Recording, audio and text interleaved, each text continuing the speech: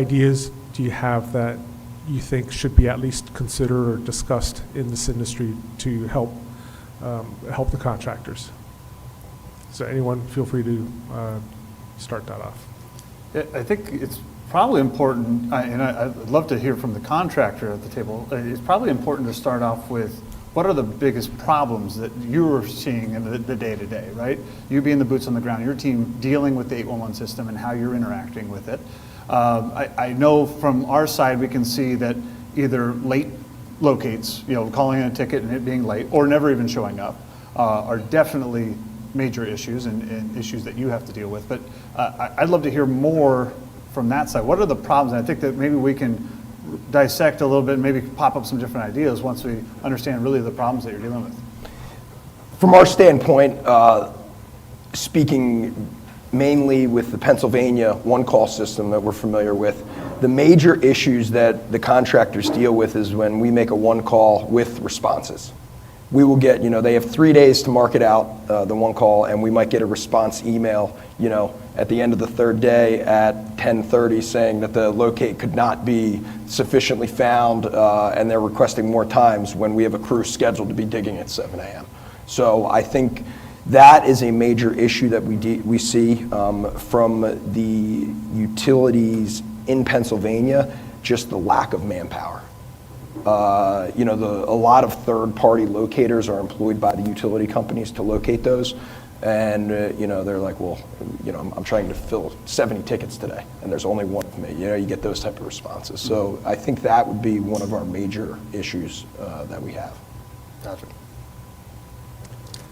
Yeah, I think the state of New York has a positive close-the-loop type of a system where the contractor submits their ticket and the responding utilities identify back to the one-call center that they've either marked, it's all clear, and now you have information centralized at the one-call center. In the state of Illinois, we don't have that. You are informed on who is supposed to respond, and they can respond in any means that they want, whether it's marking on the ground, identifying by email, calling you. Used to be fax, 10 years ago was very common. You'd get faxes from people. Fortunately, I haven't seen many faxes lately. But the reality is you're expecting a contractor now to be accepting inputs, responses from the utility locators in different methods. They might be calling the person that called in the ticket. They might be calling the person that's listed as the field representative for the ticket. And all that information somehow supposed to happen on every single ticket, get back to the contractor and say, these are the utilities that have responded and these are the utilities that have not responded. I can tell you, I have not seen that happening in the industry.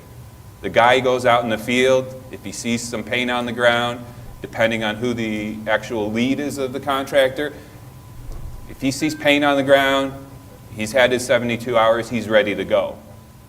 In reality, they might not have gotten a response from everyone, and I think that is a component that could easily be added to the one-call system where the locators are just giving a positive response back to the one-call center. I mean, I haven't run into too much here in Chicago area as far as them not being able to locate on time, but we have run into that in central Illinois a bit, and it is a problem because you got crews sitting there, getting ready to go out the next day, and it's not like you just pull the plug on these things very easily. So we've seen that down there.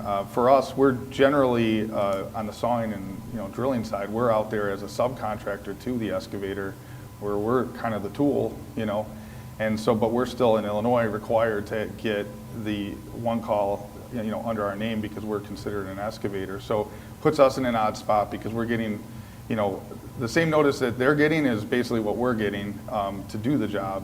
And it's usually generally pretty small areas, and it's just kind of at the discretion of the utility excavating contractor. So there's all kinds of things that would be helpful for us to know based on a little time. Otherwise, it should kind of go back up to the person that's really in charge of the job site, and we are just the tool. So, and I know from a contracting standpoint, we tell whoever's calling in the one-call tickets to be very descriptive. Not just say, hey, we're working on this street between these intersections. We're going to say, hey, we're working maybe in front of this address to work with the locators. So the locator, let's say we're just doing a water service on one address. Instead of just calling in that whole street block, we might specifically call in that one address or two addresses or whatever the work might be. So the locator can spend, 40 minutes versus 4 hours locating everything. So I know from a contractor standpoint, we, at least from our level, we try to have them be more descriptive when they put those items in. And it's always a fine line, because if you don't give yourself a broad area and something changes, now we have to stop work and we have to recall in the one call. So we try to give ourselves a broad location to where, it might build into where we are being productive still.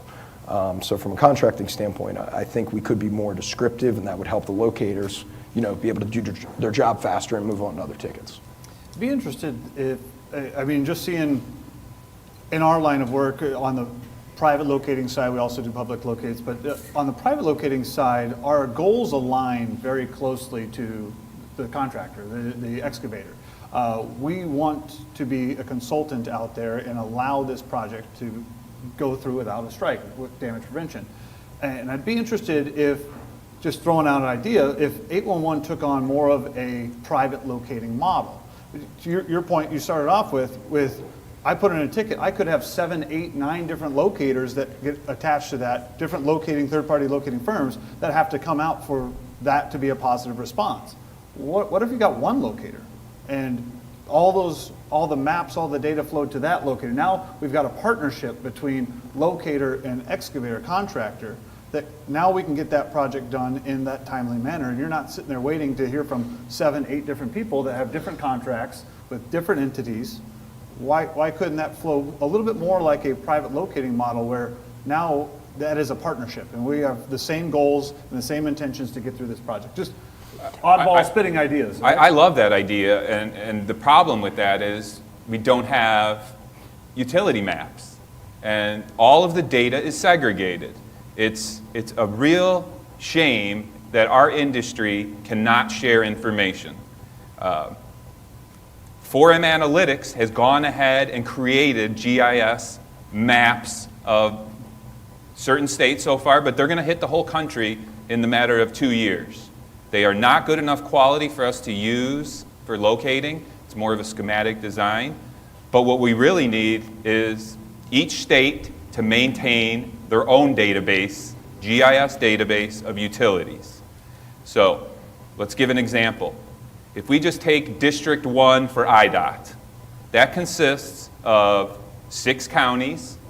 I don't know, there's 100 counties in the whole state, and there's over 1,000 municipalities. So each one of those are a stakeholder that maintains their own data. Then you have each individual utility company. They hold and maintain all of their data. So no people that own their right-of-ways have right-of-ways, which are the counties, the state, the tollway, IDOT, each county has their own Department of Transportation. They all own the right-of-ways, but they don't know what's in there. The utilities know what's in there. So what needs to happen is a very simple solution. It's already happened in the Netherlands, and Minnesota is doing it right now. They have a system where all of the utilities have their own GIS database. You have all of your utility information in the database, and it gets shared through a common, I think it's called Fusion View. It gets shared to a common location with the 811 center. Now, when you call in a ticket, the information that's in that map is now shared with you during the duration of your ticket. This is all in the works still. This has not been created. So what that means is every utility maintains their own GIS and shares it with the 811 center in Minnesota. Now, if everyone maintains their records, you now have a current active utility map. And when a locator goes out and finds different information, they're able to submit it to the 811 center, who distributes it back to the utility company to update their maps. Once we have a live, real map, we don't need each utility company sending out their own locators. Private locating is one way to do it. Another way is through embedding locators into the crews. You don't even need to bring out a locator. You're a big enough electrical contractor and you're doing a lot of fiber installations or electrical installations. Guess what? You can have a guy on staff who every morning when he gets out there, you get on a new job, he locates the job. The equipment that we have out there nowadays is able to pick up the data that he's doing and submit that data directly to the utility companies electronically. You don't need separate survey crews coming out. And maps can continually get bettered, and now, whether they're using an outside contractor, private utility contractor, or you bring in your own guy, and he can mark all the utilities based off of real utility maps. But without the real utility map, you can't do anything as a locator. You can do sweeps and you can guess at what you're doing, but that extra information you have from the utility maps gets you to the point where you can have one locator handle everyone's. It's a great point. And when I sit in the locator stakeholders summit every year, it comes back to the same argument is the maps that we have aren't good. So there's always that issue too. So the maps exist. The utility owners have that. They share that with the contractor that they've hired to do those locates. I guess going back to the idea I had is just changing the model and the idea. So why are we only allowing the sharing of that with the contractor they hired when really the model is not right?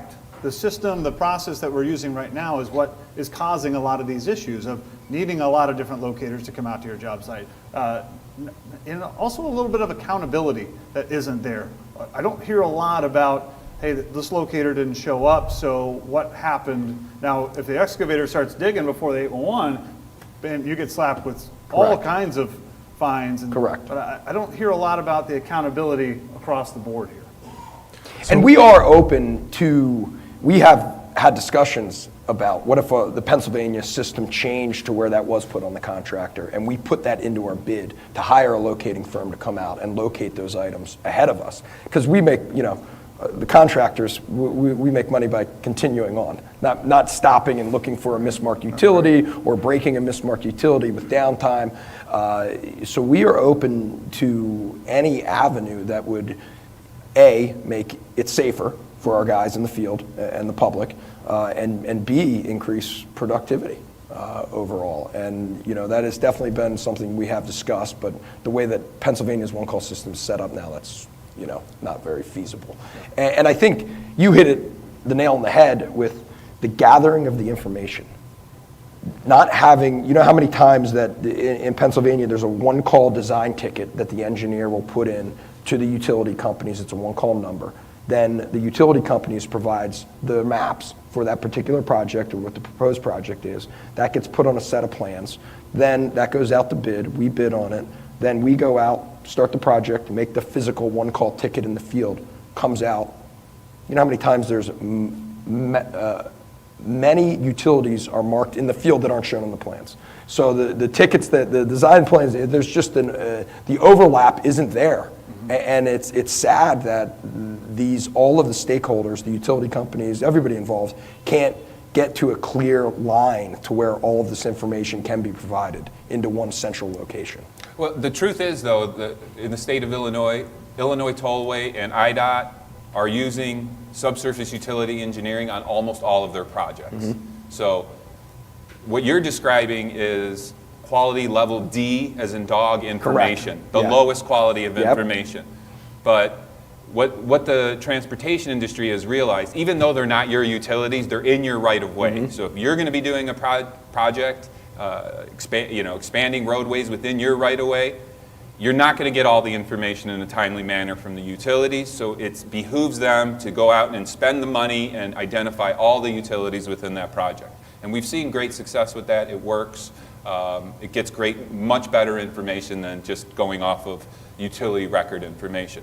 But the truth of the matter, they're not sharing their utility data with us because it's mostly wrong. Even the utility companies have wrong data, and that is just a fact that is an embarrassment to our industry, that you don't know where your own assets are. And it's a problem that's existed that is easily solvable now. And it's not something that you can say any longer, it's proprietary information. That is, at this point, a lie, because there are utility maps out there. I just identified a company that has all your utility information that I can go and pay for at any time. So the proprietary being the reason you don't have current maps is not true. You don't want to spend the money. It's not easy to maintain current maps. It does take effort, and they don't make a profit on it. So utility companies have to say, it is time for us to know where our utilities are, and the right-of-way owners should not allow anyone to put anything into the ground without following ASCE 75-22, which is telling you how to as-built utilities that go in the ground. And that is a standard that's been out for a couple of years, and I don't know how much of an impact it's made yet. But if you can afford to put the utility in the ground, you can survey it. Right. Bottom line. And I think you hit the nail on the head. It comes down to they don't want to spend the money to properly map their systems. It's going to cost them millions of dollars to do it, and they don't want to do it due to the monetary factor. They don't want to hire more locators to service the tickets that are coming. And the other thing that we do see in Pennsylvania is a lot of utility systems are owned by townships or municipalities. They find themselves then selling them to bigger companies, the bigger utility companies, and they're only going off of what maps they're provided, you know. So they might end up picking up 200 miles worth of lines that they are going off of maps from 1970s. So and we understand that it's, you know, a mountain to climb for them, but at some point they're going to have to spend the money to locate them.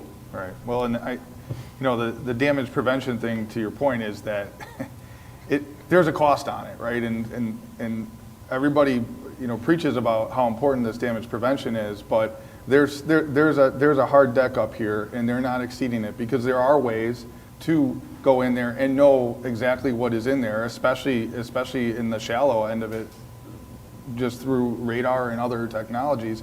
And that's not being authorized really through the actual 811 system, which, you know, is the one call. And, you know, my first experience with what the one call system was when I hit something on the third call that I wasn't aware of, which was a CDOT line for the CTA train, and I wasn't made aware of it because I was just out there to cut for a utility, for an excavator, and we cut a line that shouldn't have even been there. It was embedded in the sidewalk without a conduit, and I ended up getting dinged almost $30,000 because they had a directional bore inside of the CTA, because, you know, and it's like, and I had no idea that was even a Meade call for the CTA. And here I am looking at them like, I don't know how I could have done something different here. You know? Yeah, you're bringing up uncovering another problem within itself, is that we always think, hey, if we're between the right-of-way and we've called 811 and they've all shown up, they've all got their marks on the ground, I'm good to go, all the public utilities. The problem is there's a lot of entities that don't even have a locator for their assets. In California, where I'm from, Caltrans refuses to go out and do any of their locates. They don't hire out for it, they don't do it themselves, they just say, no, we're not going to be part of the system. So now it's back on the contractor and the excavator to realize, I may or may not have Caltrans in the area, so what am I going to do? I have to plan for that, and it comes back to the contractor, it's on them.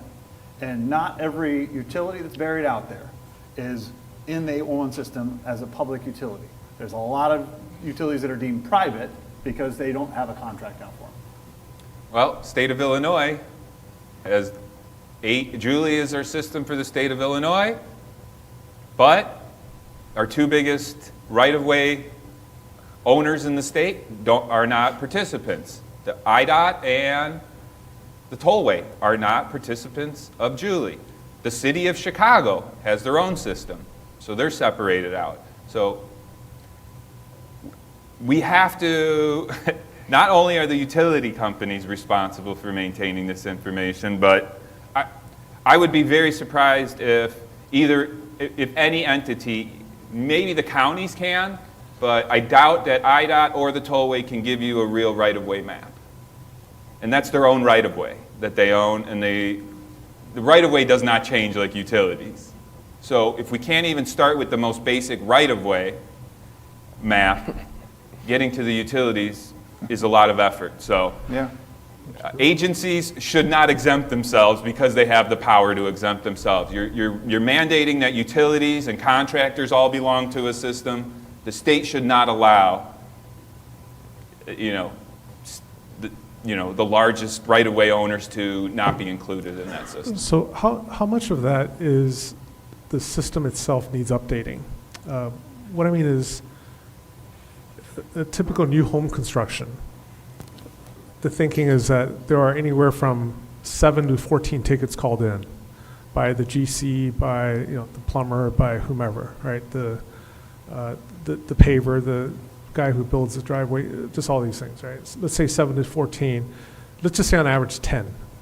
And across the country, on average, each incoming, there are, I think, 7.2, 6.7, 7.2. Let's say 7 outbound utilities on each incoming.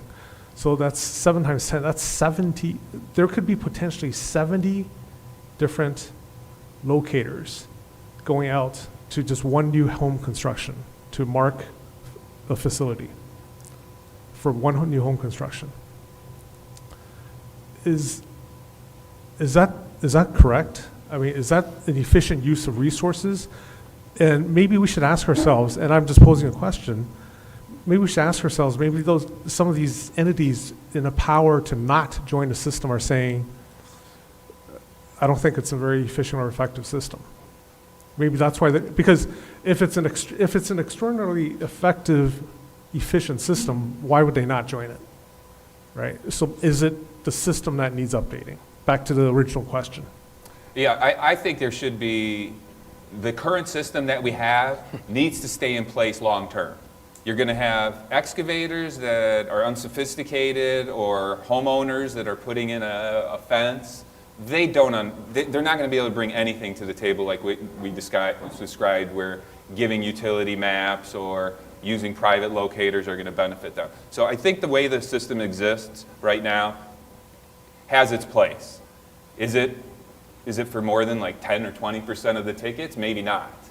And for the other 80%, I think we could really start, for instance, your description right now, you should have project-based tickets. And the project owner, during the design phase of the project, is submitting that as a Design Julie ticket in the state of Illinois. So everyone's being notified, this roadway project's coming up.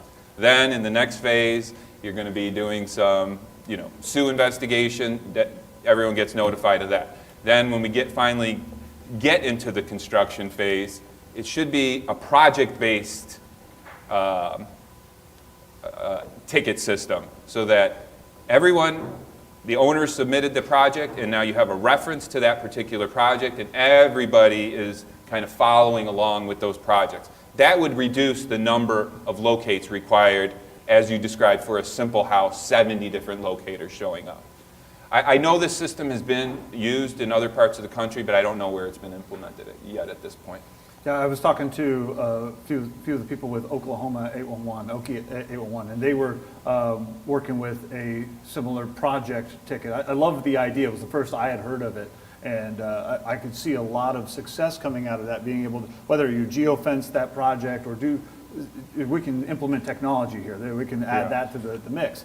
But by adding that component, the efficiency and the amount of tickets that Jimmy just described would dissipate completely. Now, I don't know if there's some stakeholders that would be a little worried about that, because if ticket load goes down, where's their money flows different directions. So I'd be a little, I don't know how that all works behind the scenes, but it seems like a great idea. It wouldn't happen overnight either. Yeah. This No, it would was a good take point. years to implement. Well, I love that idea though, because like for us, we're working for, a guy doing like the fiber optic, redoing stuff for telecom.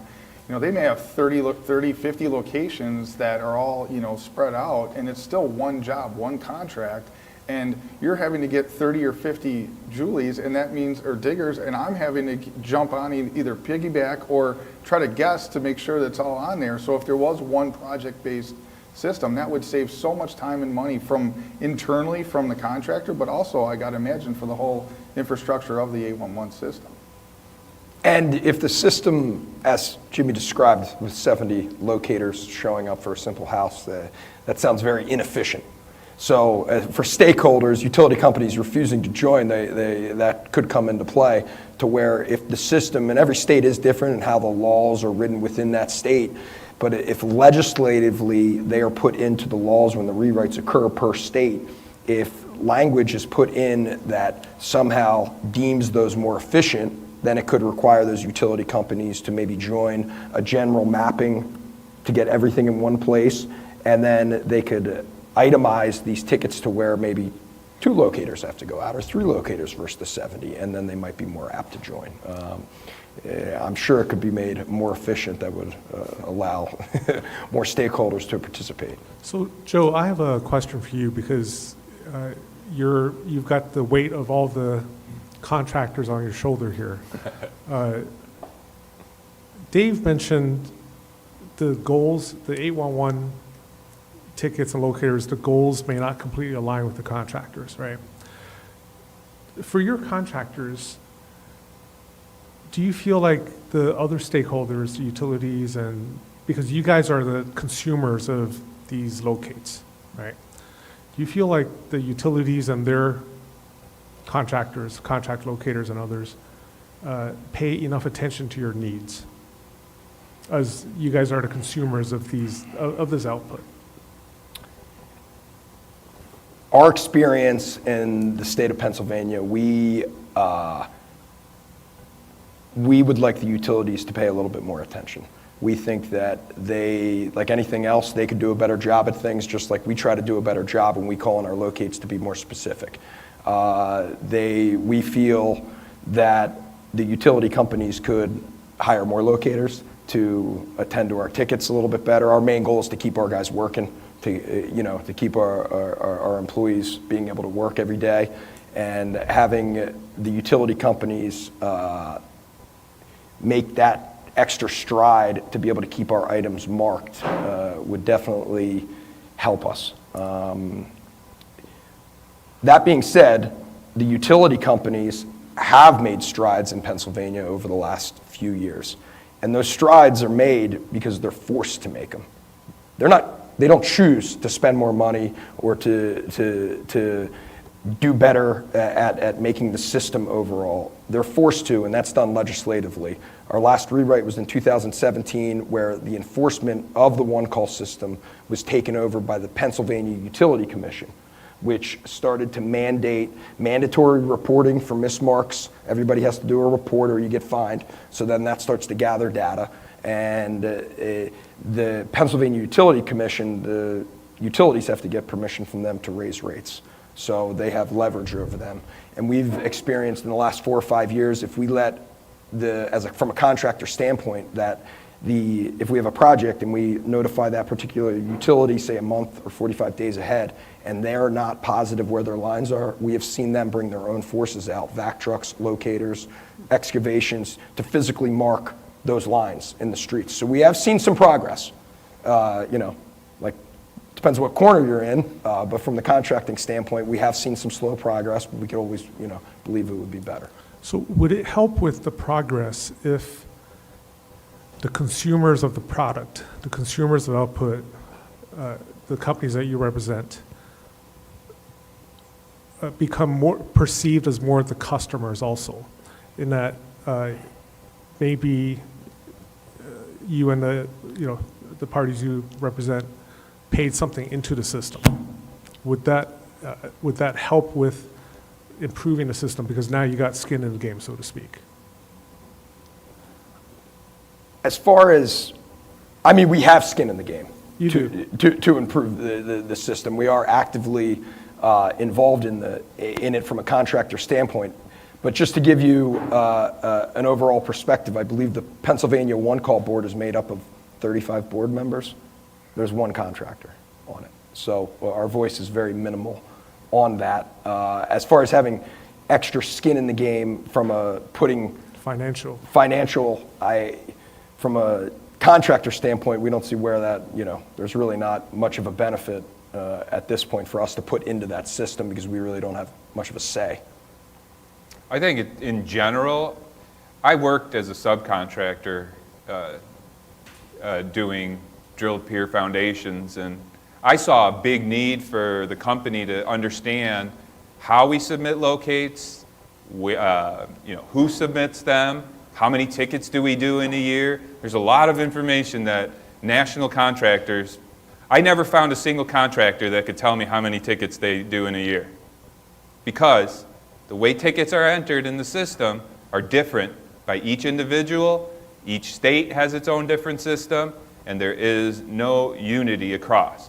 So I thought this was a big opportunity. I took it to the company and said, look, I've talked to some of the companies that have 811 call center data.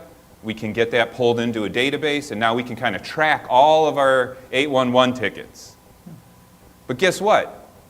Contractors don't want to spend money on 811, not even $1.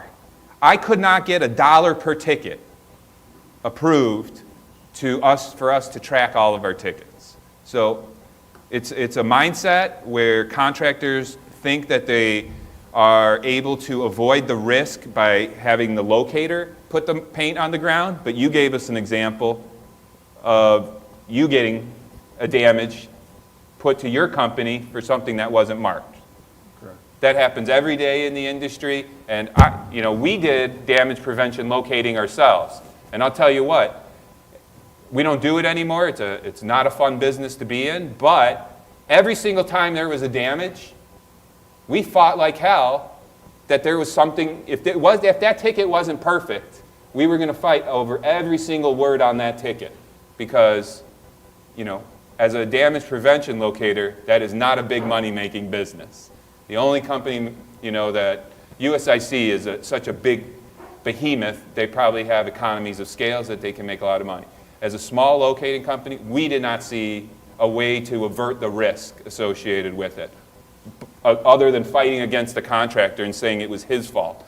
But the reality is, if you are the contractor doing the excavation and you have good utility maps and you have a private locator or locators on your staff, you're going to lower your risk, in my opinion, and you're going to improve your production because you are now going to never be held up because you're waiting on 3 locators that haven't made it there yet. And from a contracting standpoint, many of our contractors, we approach it, we're governed by the law. The law is the law. We're governed by it, we operate within the law as the utility companies do. But like you said, there's ways we become more efficient. All of our, speaking from a company standpoint now, the company that I represent, outside of our association, all of our crews have $5,000 locators. We have a $600,000 vac truck that we send ahead of our crews to find those utilities per the marks that are placed on the ground. And that's, number one, to ensure the safety that gas service is marked where it is. And number two, it's our vac truck finding it, not a 6-guy crew or 7-guy crew with 8 rental trucks sitting there spending 3 hours looking for it. Yeah, so you're already spending the money to locate that stuff on your own dime. Right? Correct. To double check their work. Correct. So you're already doing it. It would So we cost you are. nothing other than gain you time. Correct. So I think Thanel's point is you're already doing what you just said you would prefer not to do. Correct, but we control that spending. That spending we're not giving the money to the one-call system and allowing 34 out of the 35 board members decide what to do with that funds being put in by the contractor. Those are funds that we're choosing, that we know what we're getting out of those funds. That it's particular to our street that we're working on, it's particular to our company, it's particular to our project. It's not putting money into a system that we deem maybe is inefficient. And at the end of the day, you're saving money because you're finding the things before your crew's there. Correct. And how often do you find stuff? Is it 10% of the time? On the marks? Yeah. It varies, project to project, county to county, Yeah. locator to locator. But I mean, it just depends. We probably we track them all through the mandatory reporting system that's required under our law. We track them internally in our company, and we probably have, I'd say, a dozen mismarks or unmarked utilities that we find monthly. Monthly. Yeah, monthly. Yeah, I mean, I think that we see it as kind of a bystander as we're cutting open the slab to see what happens here. And nothing should be in the slab or right below the slab, but the irony is we cut stuff all the time that's not marked or is supposed to be 3 or 4 feet down, and it's literally there. And to your point of investing in the guys that have extra tools on their truck, it's because the utilities are not marked correctly when they are coming out to be marked. So you're double checking from a safety standpoint, a damage control standpoint, that, okay, they're saying it's at 4 feet because that's what the goofy map that they had said, and it was really easy to do it what they did last time, but it's at 2 feet.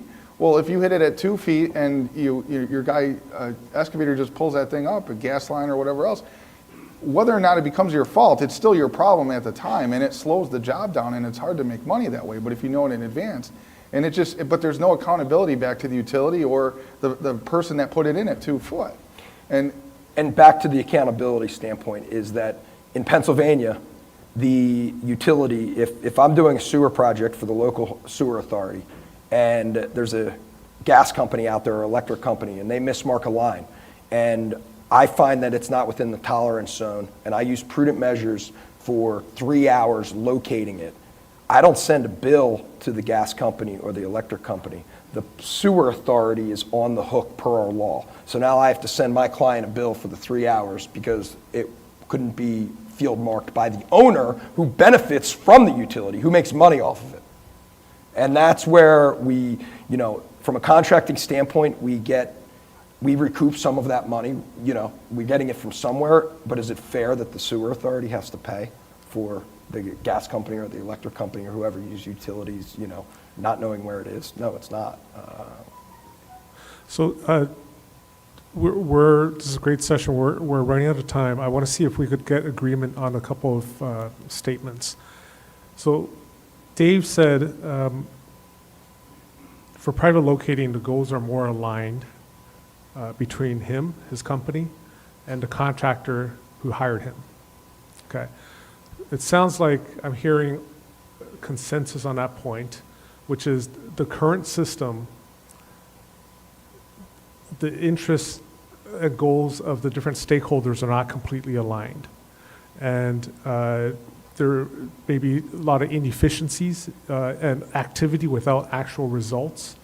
And the consumer of the actual service, call it locating, could be other things here, but consumer of the actual service is not perceived as consumer because of the way the money flows.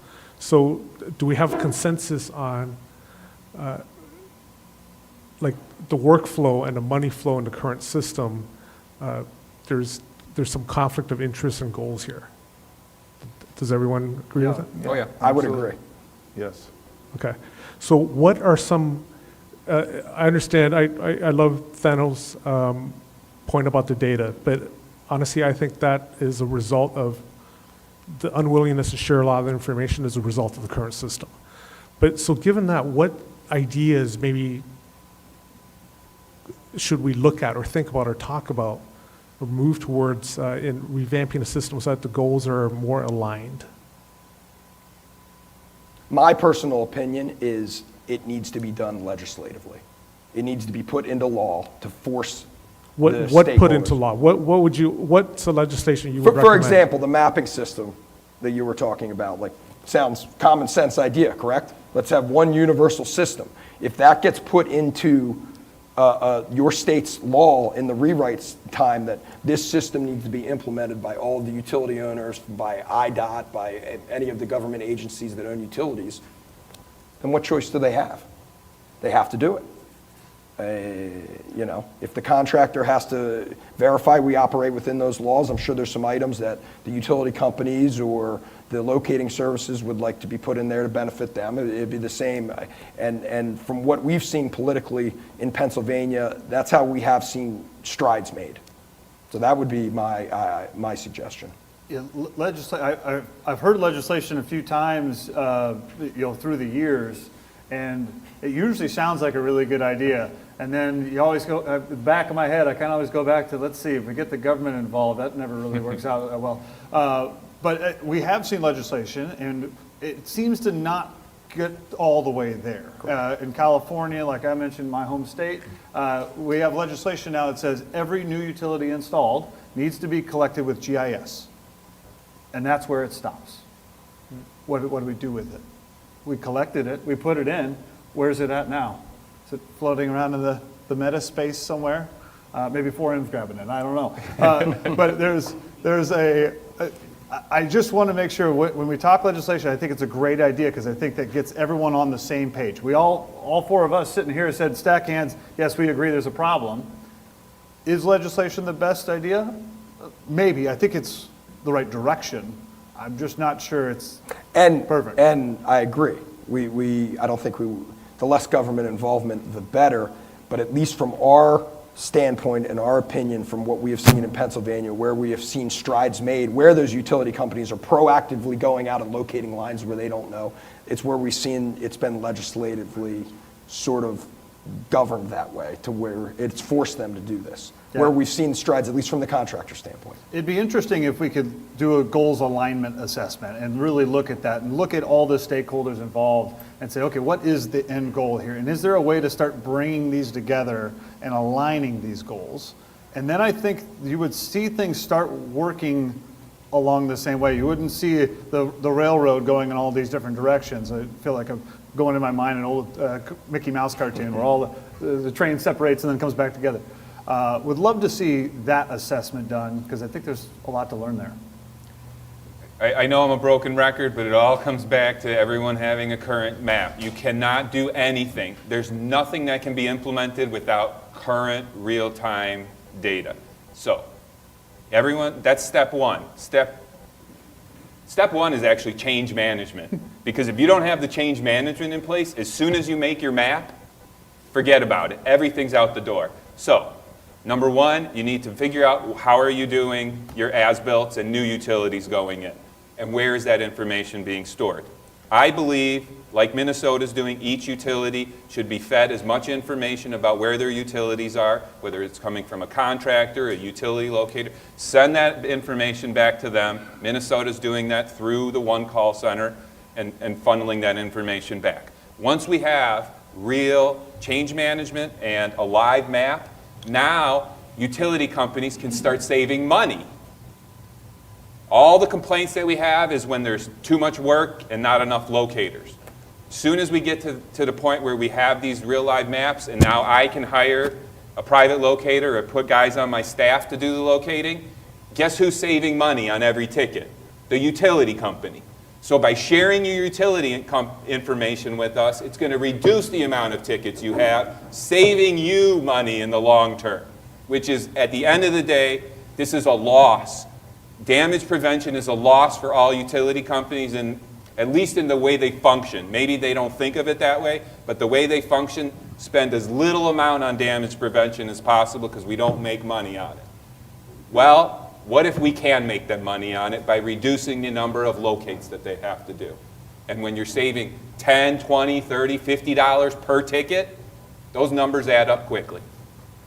Yeah, and I think that you've got such an opportunity to have, if you have a single source common area where it's all being gathered and all the updates are going there and anybody can reference that, and that's a living document where people can see it. And you see down here in the city of Chicago, you open up 30 feet on downtown Chicago, there's thousands of pipes going and wires going everywhere. And there's all this opportunity to map this stuff and get all this stuff in there so it's current. But what do is you get what your repair done or your infrastructure changed, and you just fill it all back and nothing happens. I mean, it's kind of crazy. Yep. All right, with that, we'll have to stop. This is, time flew by because it was so much fun, guys. Can we get a hand for our fine panelists here? Nice job. Yeah, thanks, guys. Yeah, great talking.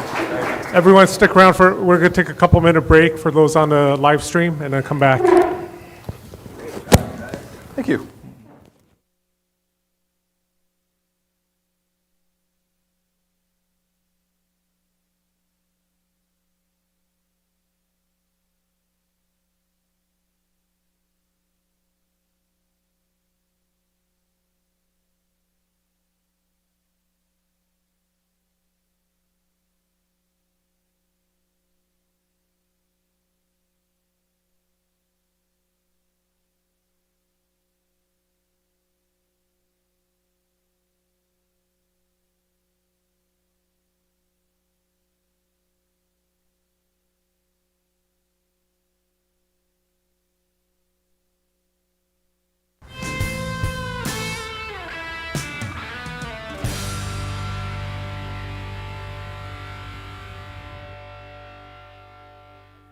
I do kind of hope, maybe hope's the best way, not to say I expect, but let's look at damage prevention people in the utility. So let's say we're going to have a hypothetical utility here, and they're going to have a damage prevention department of 7 people. Okay, so there's a manager, 2 supervisors, and then 4 damage prevention liaisons, let's say. Okay, all 7 of them are employed by the utility. And to make it interesting, we'll say it's a gas and electric utility. So kind of 2 utilities in one package, right? You got 7 people.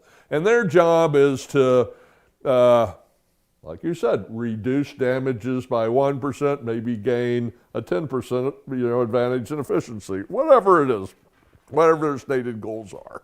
Okay, so where did these people come from? How long will they be there?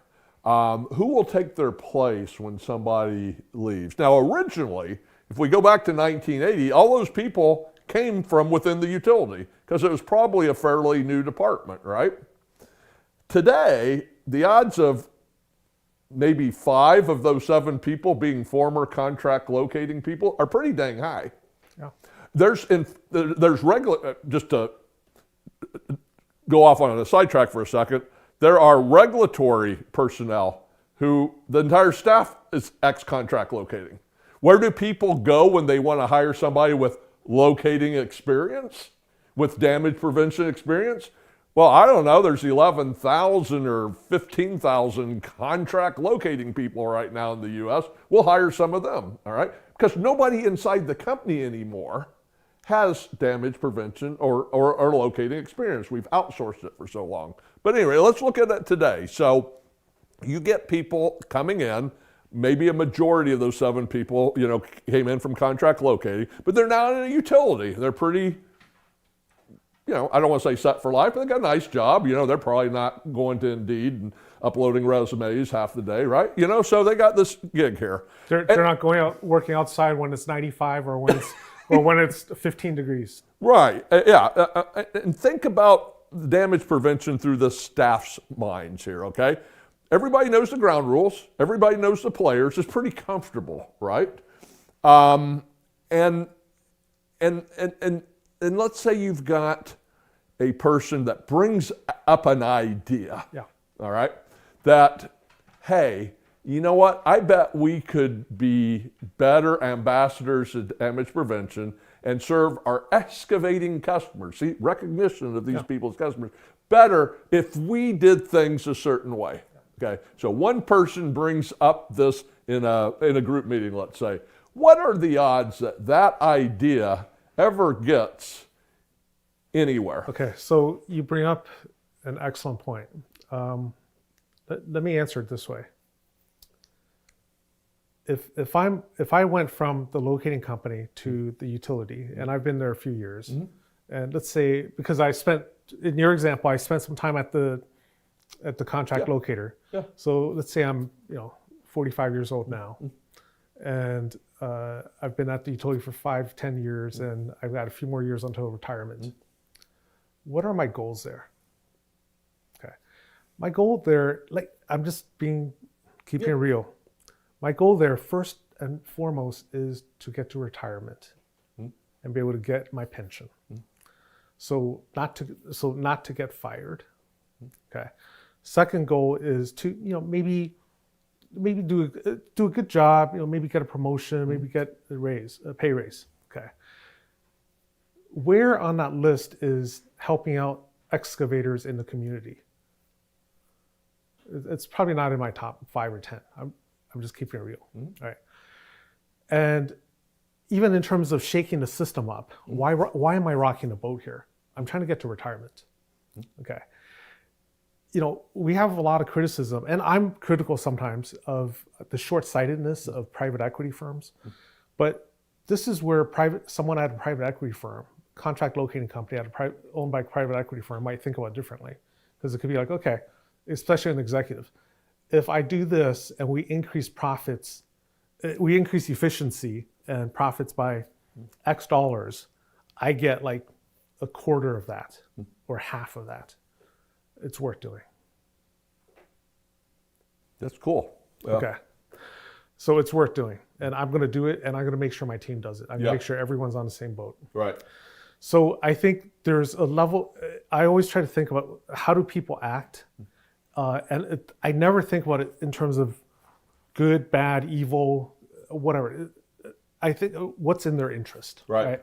So I think what I've seen, and probably what you've seen, at what's in the interest of many at the utilities, and they're good people. I'm not. It has nothing to good or evil. Is what are their incentives and disincentives? Right. And I brought up, I gave that scenario about today, maybe 5 of the 7 people having come from contract locating, to show you that the way they collectively think isn't like utility mindset, because the way they think didn't form you. They'll get shut down.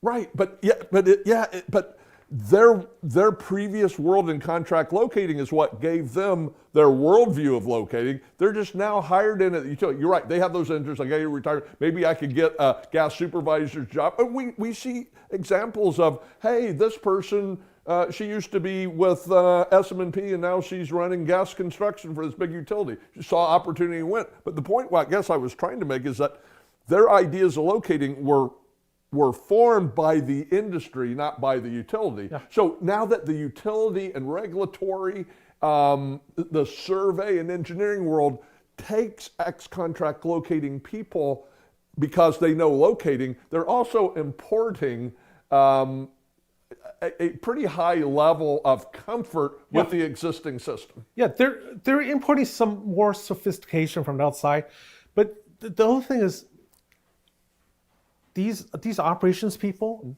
who went from these contract locators, the contract locating business environment and hours and expectations are different, but also higher. I'm just keeping it real than at the utility. At the utilities. Yeah, right. So I don't think there's a single person who went from a contract locator to a utility and says, I'm going because I want to work even harder. And I want to work even more hours with even less upside. Yeah. I don't know. I know a lot of people who have gone from contract locators to utilities. I know no one who said that. Right. So a lot of them are going because they're like, I can't take, this is craziness. I can't take these hours. I can't take this travel schedule. I can't take the expectations. So I need something more stable. So they go to utility, right? So they're not going to rock the boat to implement all the changes. They're going like, hey, yeah, this is better.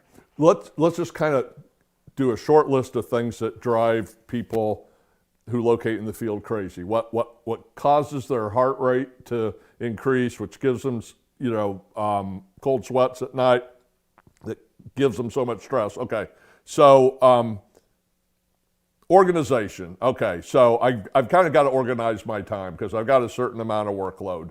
And I have interruptions that, again, I don't know when they're going to come. I know they're going to come, but I don't know when I'm going to get that emergency ticket. I don't know when I'm going to get that report of damage. And any sort of planning that I've been doing with my day on how to be efficient, it kind of goes out the window when all of a sudden I have to go somewhere else. I never know when that's going to happen. So that's one thing. The other thing, being on call, going out, having to wake up at 2 a.m, water main break, locate. People don't let that. High amount of hours. People, oftentimes they, it's kind of bittersweet. I like the extra hours, but I hate never going to, see the kids' ball games or, whatever, because I'm always needed in the field during construction season. That causes a lot of stress. I'll tell you, one of the biggest ones is, hey, I've got more tickets than him. The constant comparison of, I have to do more than my neighbor. Hey, I did your tickets last time that you want to go see your kids' game, and I'm asking you, and you're not. Each individual is kind of in a prison of their own that at least through their eyes, they see it's an unjust world out there, and they're the ones that are exploited, and they have little control over ticket load, how much time they have to work, when they're going to get an emergency or damage. And then on top of that, they've got 2 people out there that are potentially going to never tell them they do a good job, but always, when they talk to them, always tell them they do a bad job. that's the excavator. And unfortunately, a lot of times, it's somebody from the utility that their company is contracted work for. So they have no friends out there. For anybody who's used to all the stress with locating, and now they go into this alternate world where you're appreciated, you're part of a team, what you do isn't wasted, and everybody likes you. Wow, what would you rather do? Yeah. And so here's this private locating world. I'm not saying it's perfect, but here's this private locating world covering a good part of the underground pipes and cables in a market scenario where, hey, priorities get addressed. Your goal and the person who is hiring you's goal is the same. You have one job until it's done, and then you go to the next. That's a pretty cool model. And again, we'll just throw that out here for at least the second time. Why don't we take that model and apply it to public locating? Yeah, because change is hard and there's not enough pain yet. I mean, there's just not enough pain yet.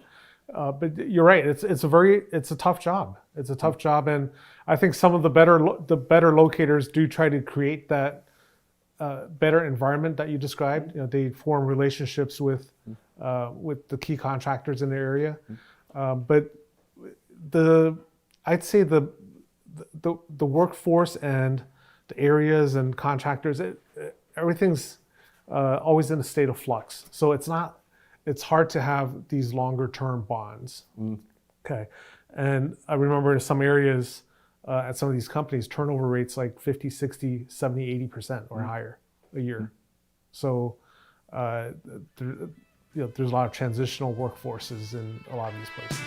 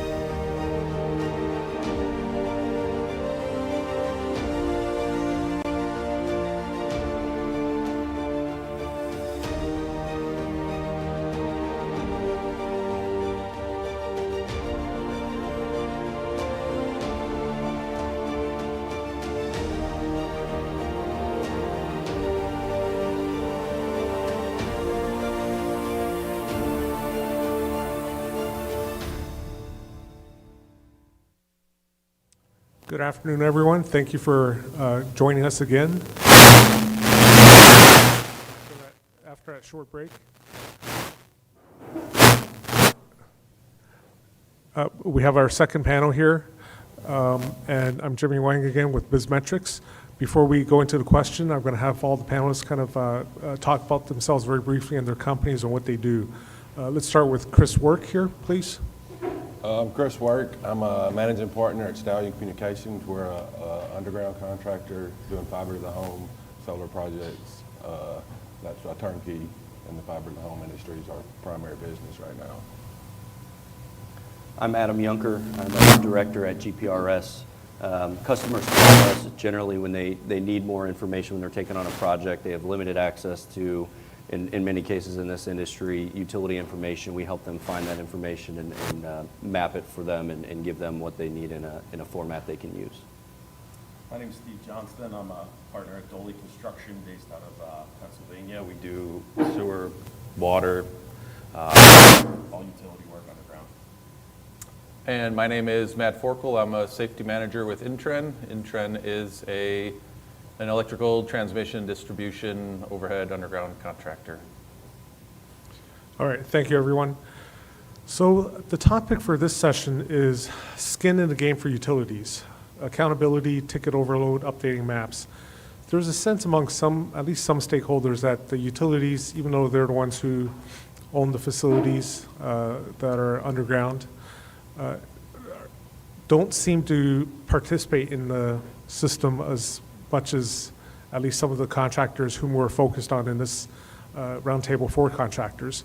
At least some of the contractors think they should be. So with everything from, again, updating maps, the ticket overloading situation.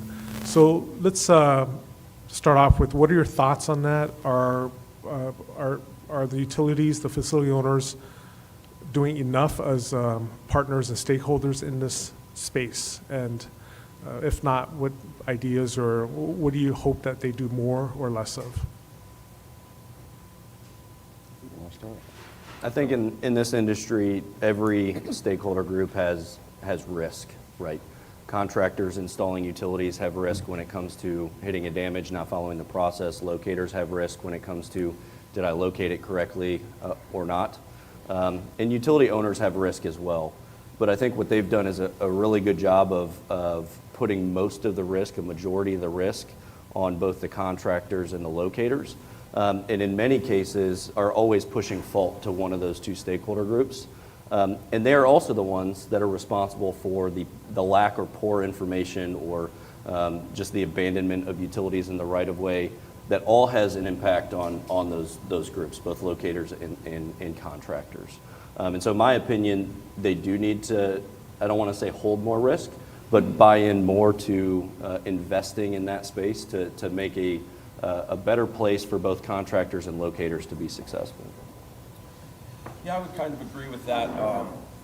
The problem in Pennsylvania, I would say, is there's a lot of contractors and a lot of work being done in areas. There's a lot of new and old facilities that have changed hands, and they were all put in mostly in a time when mapping systems and knowing where your lines didn't matter. And now those systems are trying to be upgraded, and with that, nobody knows what anything is. And damage prevention ultimately starts with that. The chances of a contractor striking a line, if it's marked correctly, are astronomically lower than striking a line that they don't know is there. That's pretty common sense. But ultimately, it comes down to money. Everyone in this industry isn't a volunteer. They're here to make money. So there needs to be a system in place that allows everybody to profit from damage prevention. Whether that's the owners that are trying to get projects completed, whether it's the contractor trying to get their work done, whether it's the utility company just trying to make sure that their assets are intact and are able to provide the service to their customers who are ultimately paying their bills. So until it needs to be a monetary situation, and ultimately, the situation we have in Pennsylvania is it doesn't always strike the pocketbooks of the utility companies. It ultimately falls back to the owners and the contractors. So. Yeah, for sure. I mean, I think it's definitely by design, the utilities putting risk onto their contractors, and it's the same strategy that we as contractors put towards our subcontractors, right? We're going to defer risk to them, right? So, I mean, that's the game that we play. But to your point about reinvesting into their own utilities, they need to have some skin into that game, and they need to spend some money in that regard, and they need to update their maps. So, yeah, agree with both what you guys have said so far. I agree with both of you. My biggest issue with accountability is, at the end of the day, only the contractor is the one that's being charged. Or the locator. I mean, if we go out there and damage that line, then I'm incurring that cost right there on my chin, then and there that day. If we go out there and the locator put paint on the ground, per the map provided by the operator, and we pothole it, and it's not there, I'm still taking it on the chin because I'm sitting there waiting. And it's because, I mean, for the last 40 years, that gas company has been collecting revenue on that line. And nobody is holding them accountable. I can't do anything. I mean, in one market right now, we're drilling about 7,000, 8,000 feet a day. They're having to put down 10 or 12,000 feet of locates a day in order to give us the 7,000 that we can actually capture, because these companies, the operators do not know where their infrastructure is. The locator goes out there, puts paint on the ground, we mobilize in, we pothole it, bam, it's not there. So now I've got to pick up and move across town because we do have deadlines to meet. And nobody, I mean, I can't personally hold them accountable. I mean, I've submitted bills to them, 8 hours downtime, and we haven't seen that money yet. And I would say that's where it comes down to. Like, if everybody, like, we're in the same boat. If we strike a line or spend time looking for a line that's, again, a for-profit line, somebody's making money having that. And if we incur a cost trying to find where it is, we either take it on the chin or we give it to the project owner. Versus, and if we find something that they've done incorrectly, we're not legally allowed to submit a bill for that.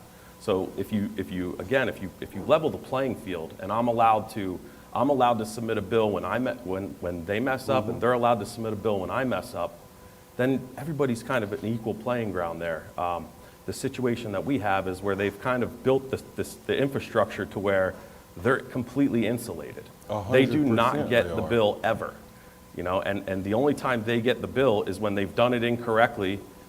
They've done their job incorrectly and something's been struck and they have to fix it on their own dime. And correct. I would say there's still a lot of... Those guys are working Monday through Friday, whether we damage anything or not, in case we damage them. So I mean, at the end of the day, it didn't really cost them anything outside of materials, if it's their fault.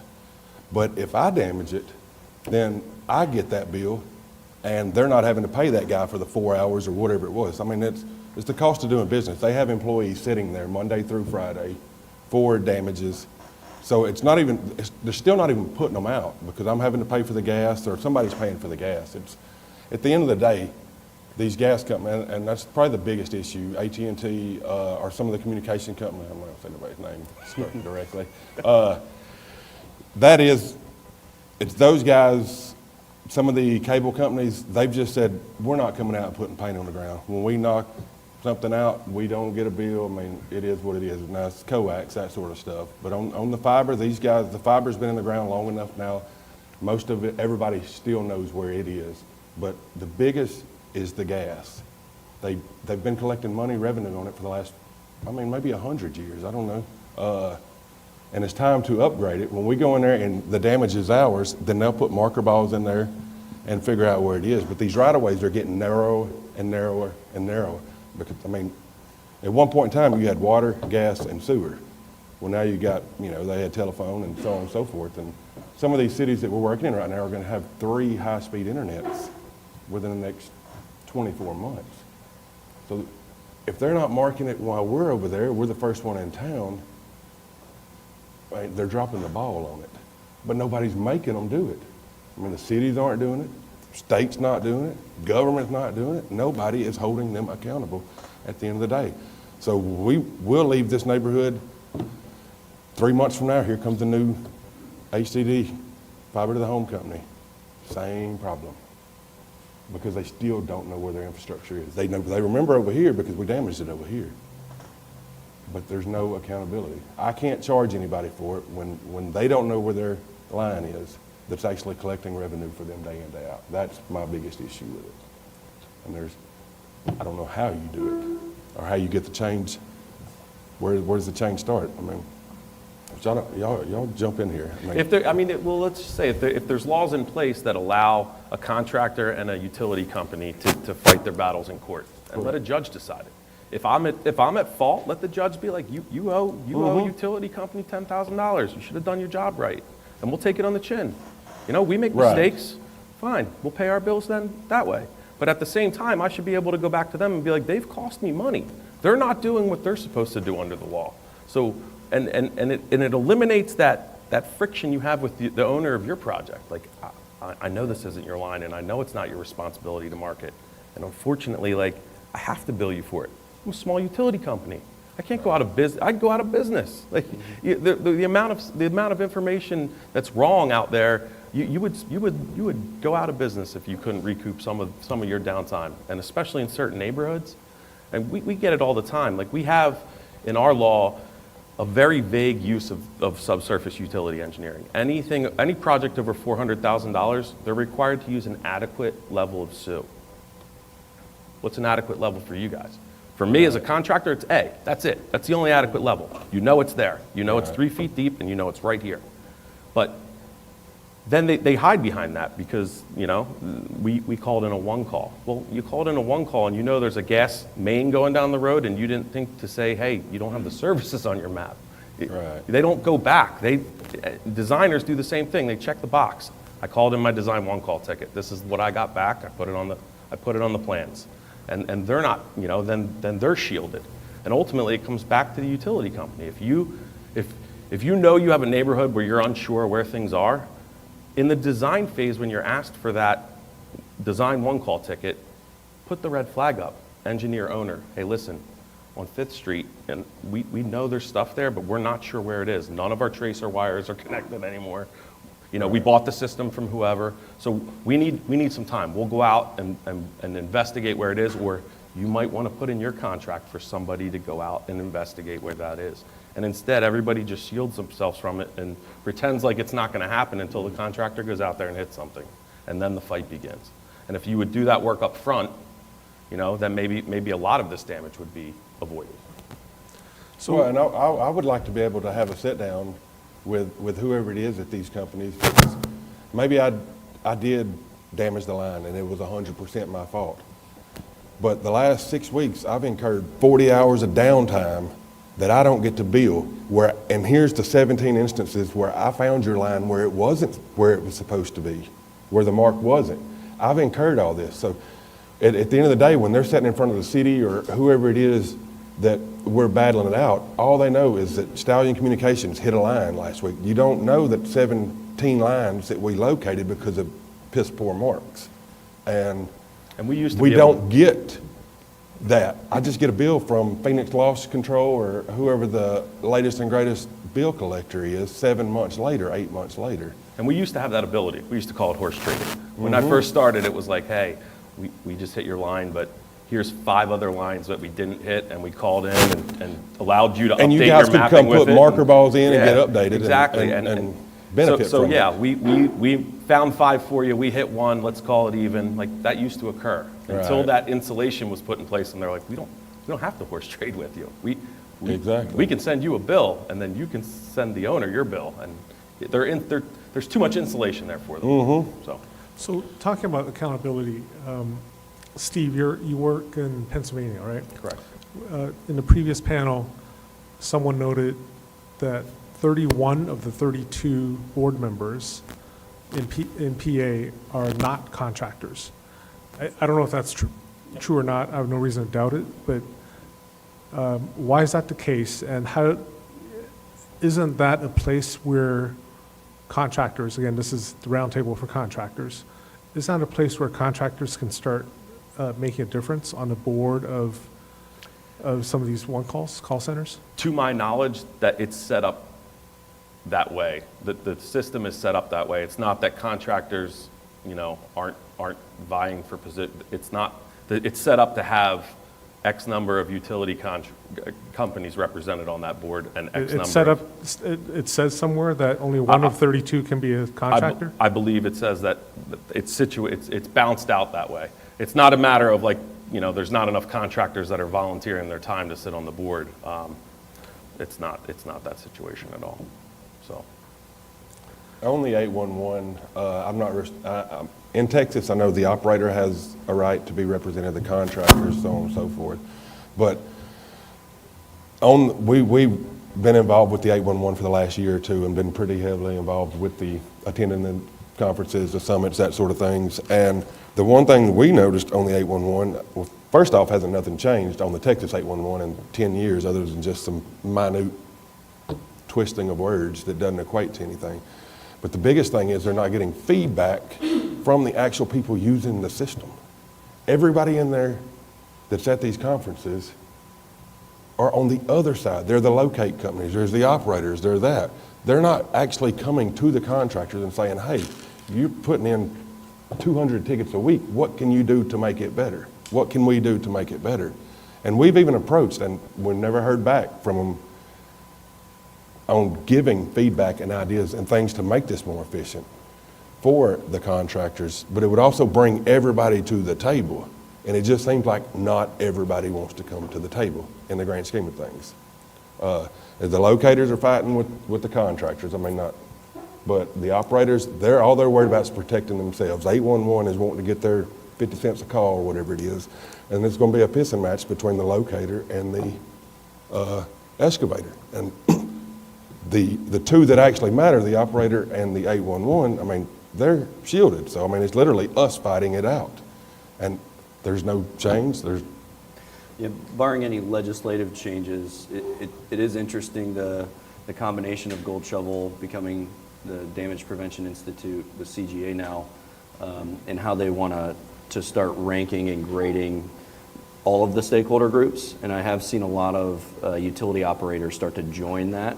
So it'll be interesting because when you look at some of the ranking requirements for the utility operators, part of it is, are you updating your maps on a regular basis? So when you find those 7 and you give them that information back, are they updating their maps or do they continue not to update their maps? So these groups that are starting to join, it'll be interesting to see if we start to influence some change in the mapping space, in the accountability space. Is it going to rank the contractors as well, or is it just the operators? Well, each stakeholder group has a different number of what they're measured against as far as what success looks like, and it's a pretty open platform. Like they're going to openly talk about all of this, and I think it's just really interesting to see because we're talking about how you asked earlier, how do you hold them accountable, or what can we do? We're kind of at the bottom of the totem pole. How do we force a utility to do something? Barring any legislation, it's really hard for that to happen. So it'll be interesting to see if the industry does start to govern itself a little bit as it relates to the accountability piece. Which we're familiar enough, especially in town. We're working in several different states right now, but in Texas, that's based out of East Texas. We're familiar with that. And the letter of the law, it actually protects the contractor. Legally, we can call 811. They have 48 hours to come out there and put paint on the ground. And on the 49th hour, I can start drilling unless they flag that. But we try not to do that because I'm going to be in this city for the next year trying to build the entire place out. The letter of the law protects me to where legally I can drill, and anything that I hit, just say ABC Gas Company didn't come out there and mark, I could drill it. Or I'd call for, I guess, a miss mark or no marks. And then they have a few hours, no response, and then they have a few hours to get there, and then we can legally drill it. And if we hit anything, we're not at fault. But that's not the relationship you want to start in the neighborhood you're working at.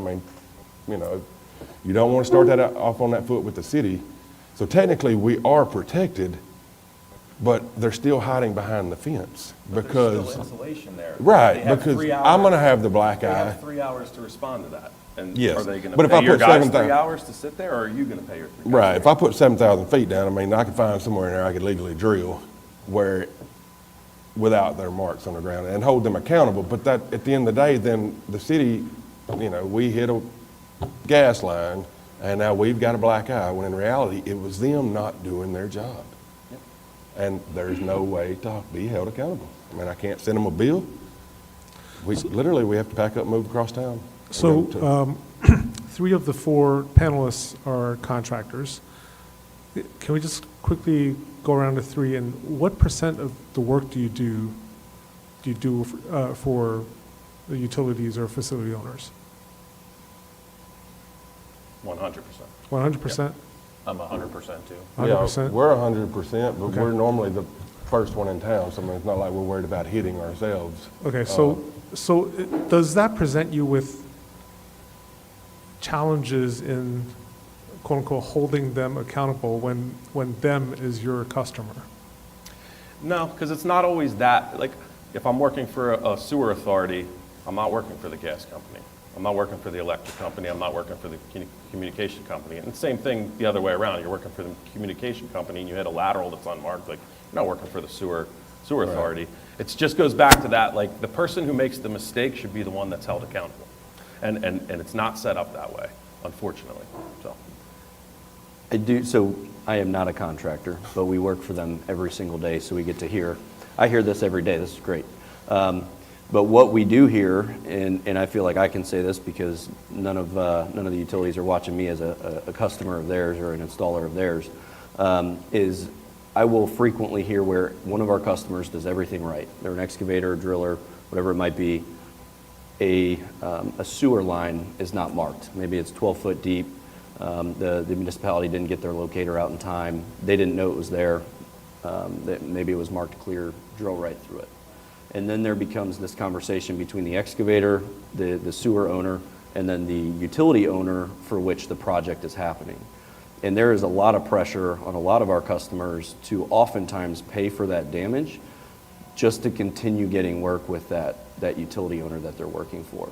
I don't think that's talked about enough, but it is something I hear consistently where that's held over their head. Hey, not your fault, but this $250,000 you're going to eat because we want to retain this relationship with this municipality and not be able to underground more of our power in this area or do whatever it is that's happening.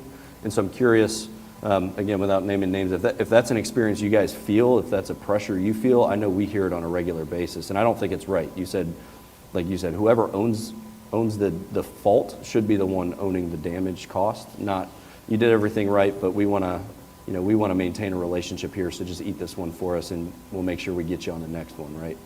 It's a hard business model to continue being successful in. Yeah. I mean, most of our work we do is public utilities, so we don't do much in the private industry, which I would imagine is where all that problem comes in. If you're working for a gas company and they're working in a city and you hit something of the city's the gas company, I could absolutely see that happening. But lucky for us, we're not in that. The guys that we work for, I mean, they walk on eggshells because ultimately the city is the one issuing the permits. Mm-hmm. And, just say ABC Gas Company has been there for the last 40 years. And, the public works director and the gas company, they went to high school together. Mm-hmm. Well, now we're the new guy in town, so we're ultimately the bad guy. And the service provider that we're working for, I mean, by the end of that project, he is literally walking on eggshells. It's something that we know going into it, so we try to mitigate any of that out front by not saying, oh yeah, we'll take care of this. I mean, we're gonna stand firm on it and we'll move on to the next one 9 out of 10 times because they're passing the buck too, and everything stops at the contractor. It all funnels down to us. I mean, the guy we're working for is wanting me to pick up a tab for him. I mean, that's just not right. The utility, they're wanting me to pick up. I mean, it always comes down to the contractor at the end of the day. So it's always coming down to a contractor, and the contractor is the consumer of the product that locates and the marks and all that. And at least the 3 of you, 100% of your work is for the utilities and facility owners. It's very tough. So it's a very tough place to be in. So what are you doing? What are the contractors, you and your peers, doing to just mitigate your losses, if you will, in terms of the delays and damages and all that? Like what, at some point, I'm assuming you guys are you're throwing up your hands and okay, we'll do what we can, but we just gotta finish this project. So do you have locators on staff? Do you hire private locators, sue companies? What are you doing? Legally, I don't think we can locate someone else's infrastructure. I mean, we But wouldn't are know you where to checking? Are you start. checking the locates? Or Well, yes, we're verifying all, we pothole, if we're within 3 feet of it, 5 feet of it, if it's gas, we'll expose it. If we're running parallel to it, we'll do it every 50 feet. If we're more than 5 feet away, we'll go a little bit further just to get a line on where it's running. But as far as, I mean, if there's not paint on the ground, we don't have anywhere to start. We pick up and go to work somewhere else. Internally, we've started what we call a near miss report. And if we go out there and there's paint on the ground, we pothole it, we'll go 2 foot left, 2 foot right. If it's not there, my guys are filling out a near miss report, putting what utilities on there. We log the downtime from then to the time we get to drill, and that goes in our near miss folder. And then when we have a damage, we go out there and somebody internally goes out, investigates it, dictate what utility was damaged, downtime, was it our fault or not our fault, that sort of stuff. And then we're running the metrics on the back end of this. Because when I do sit down with the gas company or the city or what have you, if I can give you 3 to 1 on near misses versus damages that were my fault, or, I mean, it in the grand scheme of things, the city manager only knows the lines we hit. He doesn't know the ones that his guys mismarked, because they're not going to tell him that. All he knows is we hit 10 lines last month, and in reality, I hit 40 lines, and 30 of them were mismarks by his guys, but that's not being relayed. So we're running the metrics on that now, so when we get there, I mean, we can put it in a PowerPoint and show you, this is how many damages we hit on this project. This is how many we hit for the entire month of April for all of Stallion's projects, and let it run just to show, because on the grading system, at the end of the day,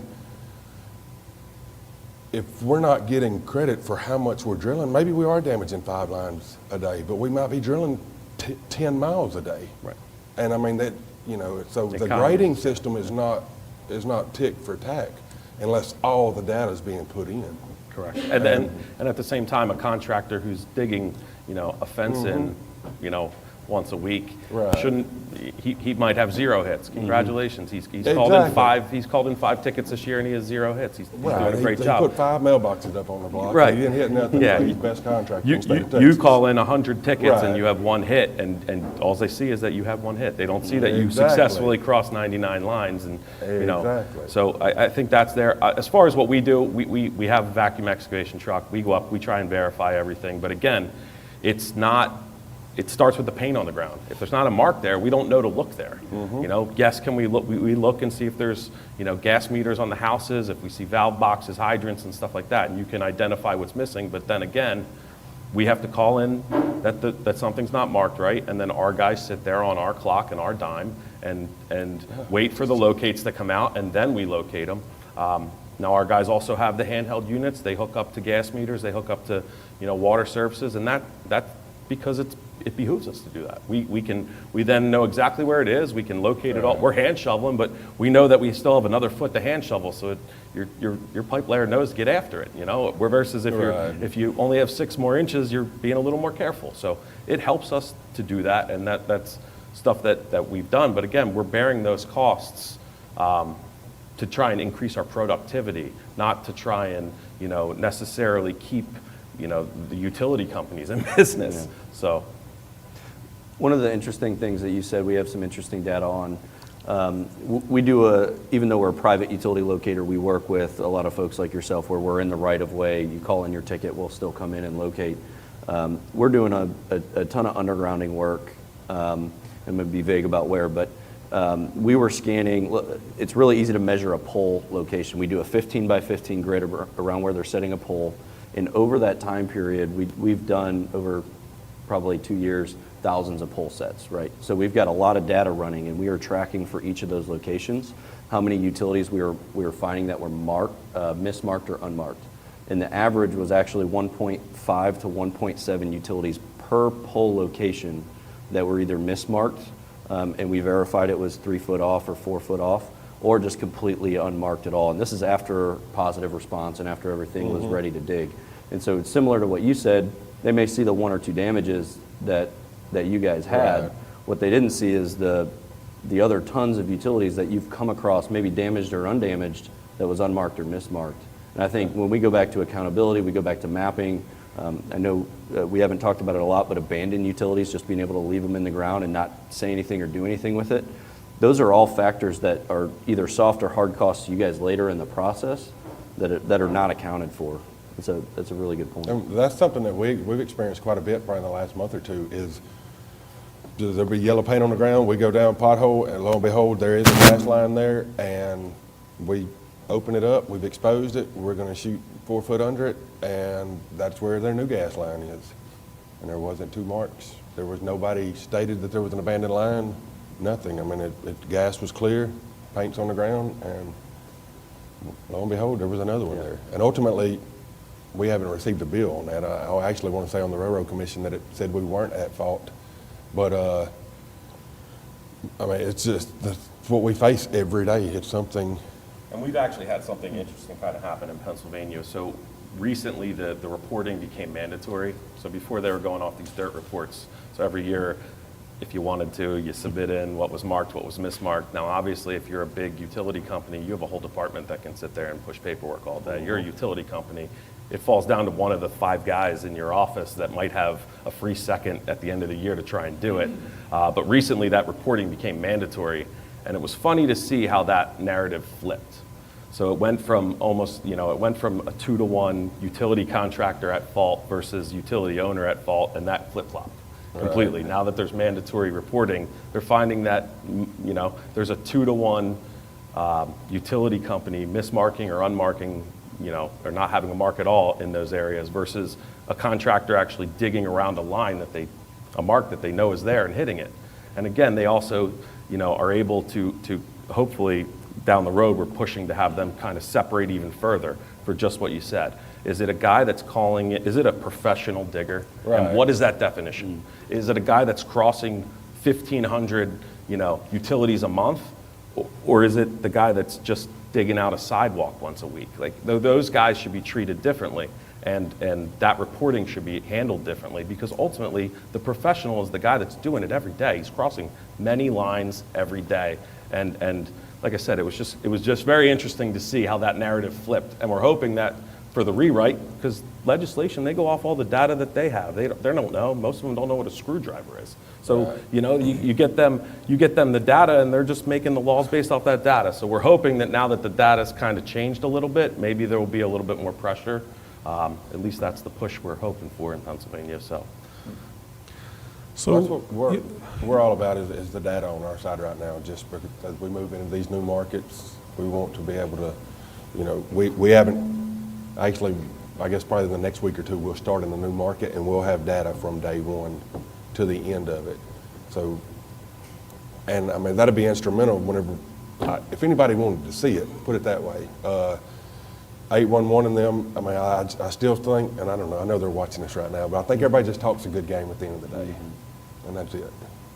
So, we're here to talk about this opportunity, right? Every challenge is an opportunity from the perspective of the contractors. So let me throw out kind of a radical idea. We talk about accountability, and in a previous panel we talked about kind of a misaligned interests.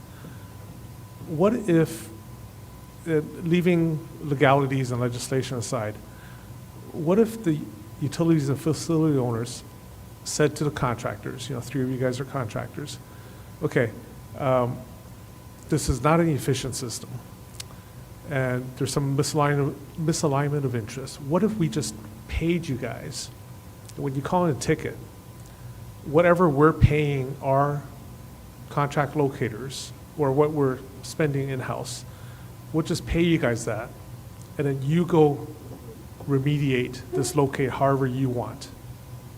So let's say on average there's 7 utilities on each ticket notification, and let's say on average it's $15 it costs them, so $105. Every time you call in, $105, here, go, you could dig right now if you want. And it's completely your responsibility to locate, not locate, dig, not dig, dig now, dig 2 weeks from now. Would that align interests more in terms of the money flow, the accountability the responsibility, the alignment of interests and goals? I think it might align them a little bit better, you know? If you then control everything as the excavator. The problem is it becomes a garbage in, garbage out situation. You're given, you know, garbage maps from a utility company and then expected to locate it for $105, and it's like, what's their incentive to update their maps then? What's their incentive to keep their information that they're giving back to us accurate? Because ultimately, it costs them $100. But They throw the isn't contract. that the problem their contract locators are facing right now? It is, but again, that Right. If that's just pushing the blame to us. I mean, if I wanted to be a locating responsibility to us. company, we'd be a locating company. I mean, we are an HDDE, drilling, aerial fiber, that sort of stuff. I mean, that's our business. We're not interested in locating. I want accurate marks. We'll expose it, do whatever the letter of the law is to eliminate anybody getting hurt, and we're going to drill it and move on to the next one, as opposed to, if you have professional locators that locate it, I mean, why would my guys be able to locate it any better, would be my philosophy. Maybe asked a little differently, what if, and take the amounts out of it, right? Let's assume it's a wash. But what if the locator was accountable to you, and then you were accountable to the project owner? Every contract that I've seen, and maybe you guys have done a lot more probably in the contractor space, but they all say somewhere on the plans, contractor responsible to locate known and unknown utilities, responsible, et cetera, right? It's already put on you, even though there's this whole process where you guys are supposed to be given everything you need to be successful. I think we all know that's not true. That's what we're identifying as not true. What if, however, the locator wasn't responsible to the utility, but they were actually responsible to you? And then you get to control, you're out there this date, it's got to be done by this date, or you don't get paid, right? I'm paying you to come now. And that's where I think you shift accountability, is if I'm paying this person to come out and locate for me instead of I'm calling into some system and you're getting reimbursed for that cost, or that's built into your contract, however it's looked at, is that more enticing to a contractor than the system that is today? I would think so. I mean, as long as we know ahead of time what the rules to the game are, then we'll just put it in our bid. So it's fine. If we know that locating is our responsibility, then we contact a third-party locator. We say, hey, we have 1,500 feet of storm sewer to put in between X and Y. You know, what's your charge to locate for us?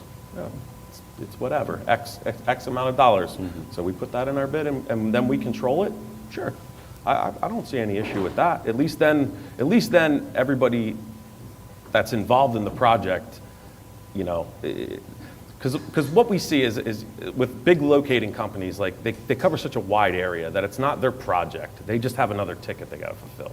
So in your scenario, then yes, the locator is responsible to me, and he's working with me, and he's there probably way more to be able to move, and again, if there's an issue here, he might be like, hey, I already did the block ahead of you, jump ahead. So I think that would probably work better, and ultimately, again, it comes down to, as a third-party locator, which maybe you could speak to a little bit better than I could, like, if you're not getting the right information from the utility companies, how would that affect you? You know, and how much would that slow the process down, I guess? That's what I was going to say. So if I send my locator out there, just like the locating company's being done now, my locator's going to put paint in the same spot that he put paint. And then when my crew comes in, they're going to pothole it, and it's still not going to be there. So it's not going to offset anything. So if my locator went out and potholed everything, well, then we might be doing something. But we can't have the $600,000 back just to expose utilities that these guys have been collecting revenue on for the last 40 years. But in this case, if that locator's locating things wrong, you get to go hire a different locator. Right, but he's locating it off your map. I mean, most locator, I would say quality locators should not be locating on a map. They should be using multiple sensors, multiple technologies. But we're locating for a gas company. Sure. In this particular area. I mean, we're going to hook up and locate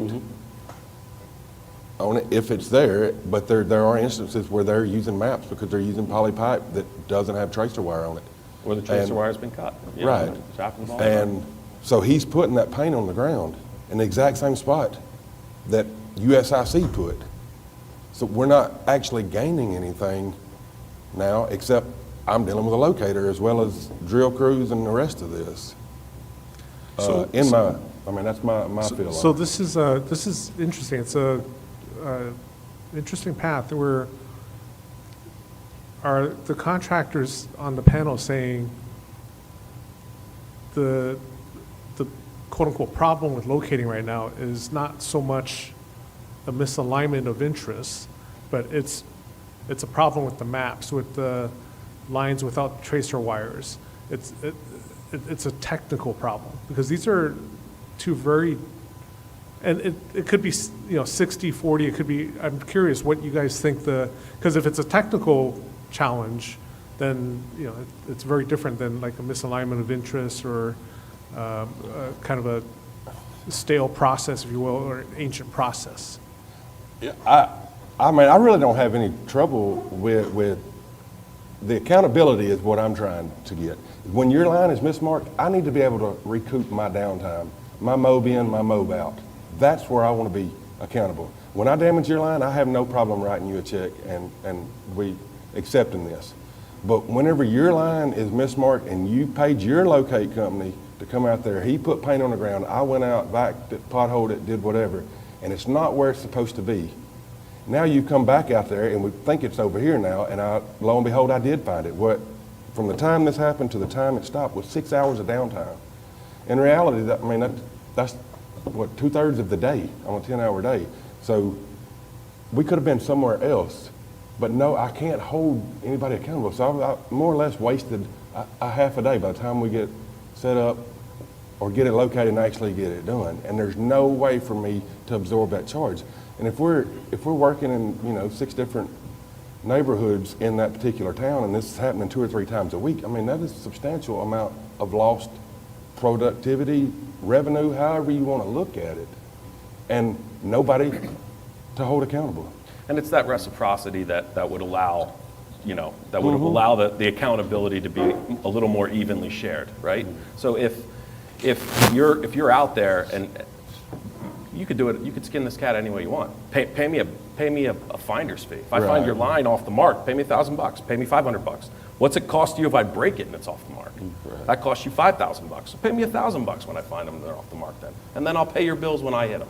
There's just got to be that give and take. It's just 100% one-sided at this point. Absolutely. So at least give us some way to recoup some of the money for the work that we're doing. That's it. And it comes down to the dollars and cents. We're all in this industry to make money.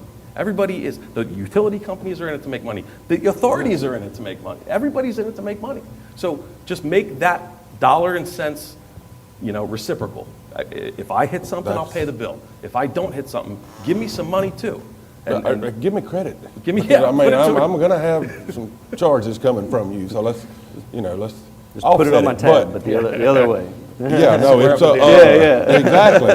But it's got to be a two-way street. Right now, everything is a one-way street, and it all runs straight into the contractor's pocket. And think about it. If you do some sort of system like that, right? On the design side, there would be an incentive for the utility company to say, man, we know there's stuff there. We're collecting bills from everybody on that block. We have no idea where it is. I don't know if the tracer wire was cut. I don't know if the map wasn't updated. I don't know what it is. And then they're, in the design phase, like, it's probably in my best interest to go out there and locate this a little better. And then I'm not going to have those bills coming the other way or those fees coming the other way. And then it becomes, again, it's a business decision. If I know that it's going to cost me $10,000 to do it the old way, it's only going to cost me $5,000 to go out there and pothole some things. It's a business decision.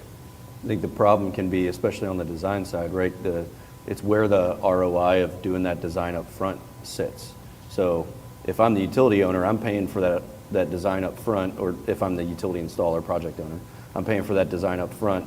The project will see the ROI. The problem is today, you're the one eating all the downtime as the contractor. Every time you cross a utility not expected, or you have to wait while they're doing redesign because there's a box sitting where you were supposed to set one, right? All of that's felt by you, not felt, and you can't, like you guys are saying, you can't pass that to the utility owner or project owner in many cases, right? And so that can be part of where the dichotomy is, like, hey, yeah, there's a ton of ROI on a SUE investigation, a private utility located, a map made up front, using it all to design where this utility should be. Problem is the ROI isn't felt. All the spend is at the utility level where they're trying to save money, and you guys are feeling the loss when they don't do it. Do you guys, so I think in pretty much every state you work in, if it's marked correctly and you cut someone's utilities line, you're responsible.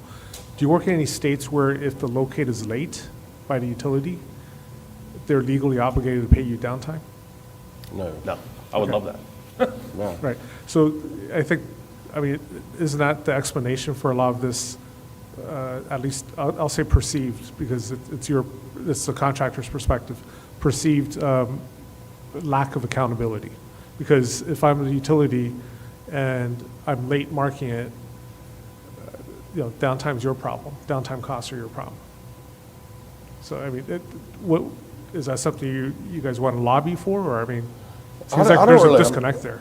We've been proactive over the last year or so. So when we go into a town, we go in there, we get with USIC, the gas companies, and try to tell them what area we're going, how we're going to go. So as far as, and we try to give them a heads up so they can ramp up.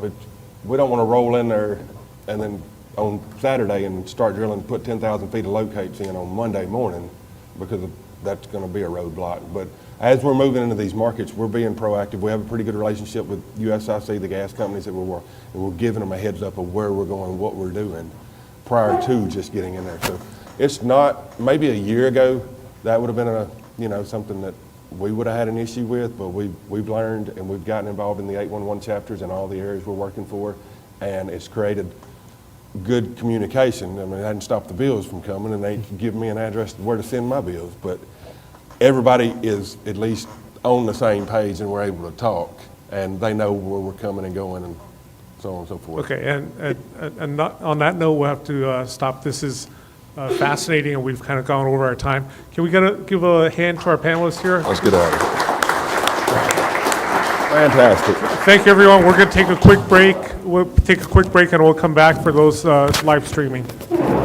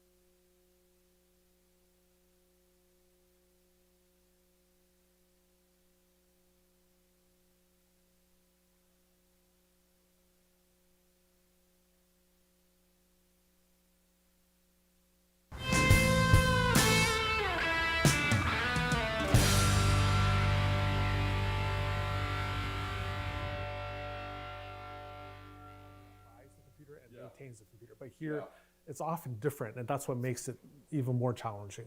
When some people comment about all the great new mapping technology that's in the office, well, frankly, a lot of it's here, okay? But of what's here today and what's surely to come, when people talk about that, oftentimes they say, it'll be great. Anybody with a GPS antenna can go out and get precise locations, but we'll still need one call. It's funny how deeply ingrained paint and flags are in the world, but we'll still need locate. Yeah. It's like, wait a minute, can't there ever be we do it one last time, Yeah. and unless there's an earthquake, that line is still X, Y, and Z where it was when you did the one last locate? Yeah, there's still people who get, frankly, offended if you challenge the idea, the premise that we need to locate every ticket. Right. There are a lot of people who get offended. Wait, what do you mean we might not need to locate every ticket? What? Yeah, I mean, let's talk about that. Let's question that. Like, is that true? We need to send someone out to every ticket. Why is that true? right? Right. Does that happen in other countries in the world? Actually doesn't, right? What about this scenario, Jimmy? Just give me a thought. Okay. What if, okay, today's, last day of January 2023. What if every potential excavator was subjected to a massive advertising campaign that come December 31st of this year, the one-call system will be no longer, and you need to take alternate measures to find utilities at the site that you're going to excavate. Now, let's assume for a second that we grant as true the things we read from private locating companies that say 65% of all the mileage in the country of pipes and cables are private, so they're not even in the one-call world. Let's take that at face value. We could argue 65, who cares? 65%. So that's not going to change 65% of the locating potential out there, because it's already being dealt with as a, buy, supply sort of equation. I buy, you supply, I get what I want. If I'm not happy, if I can't get good, I raise my price. Whatever it is, 65% of the footage is already in that system. Okay, so what about the other 35? Now that's what public, and you can use 50-50, it doesn't really matter, but a good chunk is already not covered by one call. Stuff that can get hit and be inconvenience all the way up to, deadly. All right. So, but what if, go back to this hypothetical, everybody had 11 months to prepare for the fact that one call's not going to be there anymore. What would people do? What would be, and so in other words, we're going to change the system, this outdated system, by just throwing down the gauntlet and saying, today, it stops. January 1, 2024, there will be no such thing as one-call locates anymore. How will people, how will they approach that, and what will they do at the beginning of 2024? So, oh, by the way, the utilities are still going to charge you if you damage something. yeah. So it's a great hypothetical. I don't know exactly how it will play out, but here's what I know. People will figure it out, right? People will figure it out, and I think the various organizations would surprise you on how they figure it out. Okay. I think part of this is we have this crutch called the current system, right? We have this crutch called the current system, which is antiquated, but it's good enough to work as a crutch. So a lot of the stakeholders, I'd say most stakeholders, are not incentivized enough to look for something fundamentally better or a quantum leap better, because this crutch is sufficiently good, right? But if you took it away, then suddenly a lot of people are going to become very creative. Right. Whereas right now they don't need to be. There's no incentive. There's no incentive. You have some parties who are very creative right now, and I think you're going to see more and more products from them. But again, they're from outside the industry. Okay. Because they see the stakeholders inside the industry using this crutch, and they're like, wait, this doesn't make any sense. But why are you still using that crutch from 1980? Right. But if you're using the crutch, you're like, I don't know. I don't know any better. And it works okay. I get around. But if you take away the crutch, people will surprise you. COVID's been interesting in that it's revealed how tenuous our locator workforce situation is.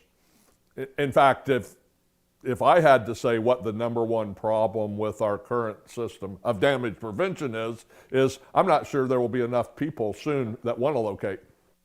Yeah, and there may not be. And to some extent, look, if you pay someone enough, if you pay enough for a job, you'll find people.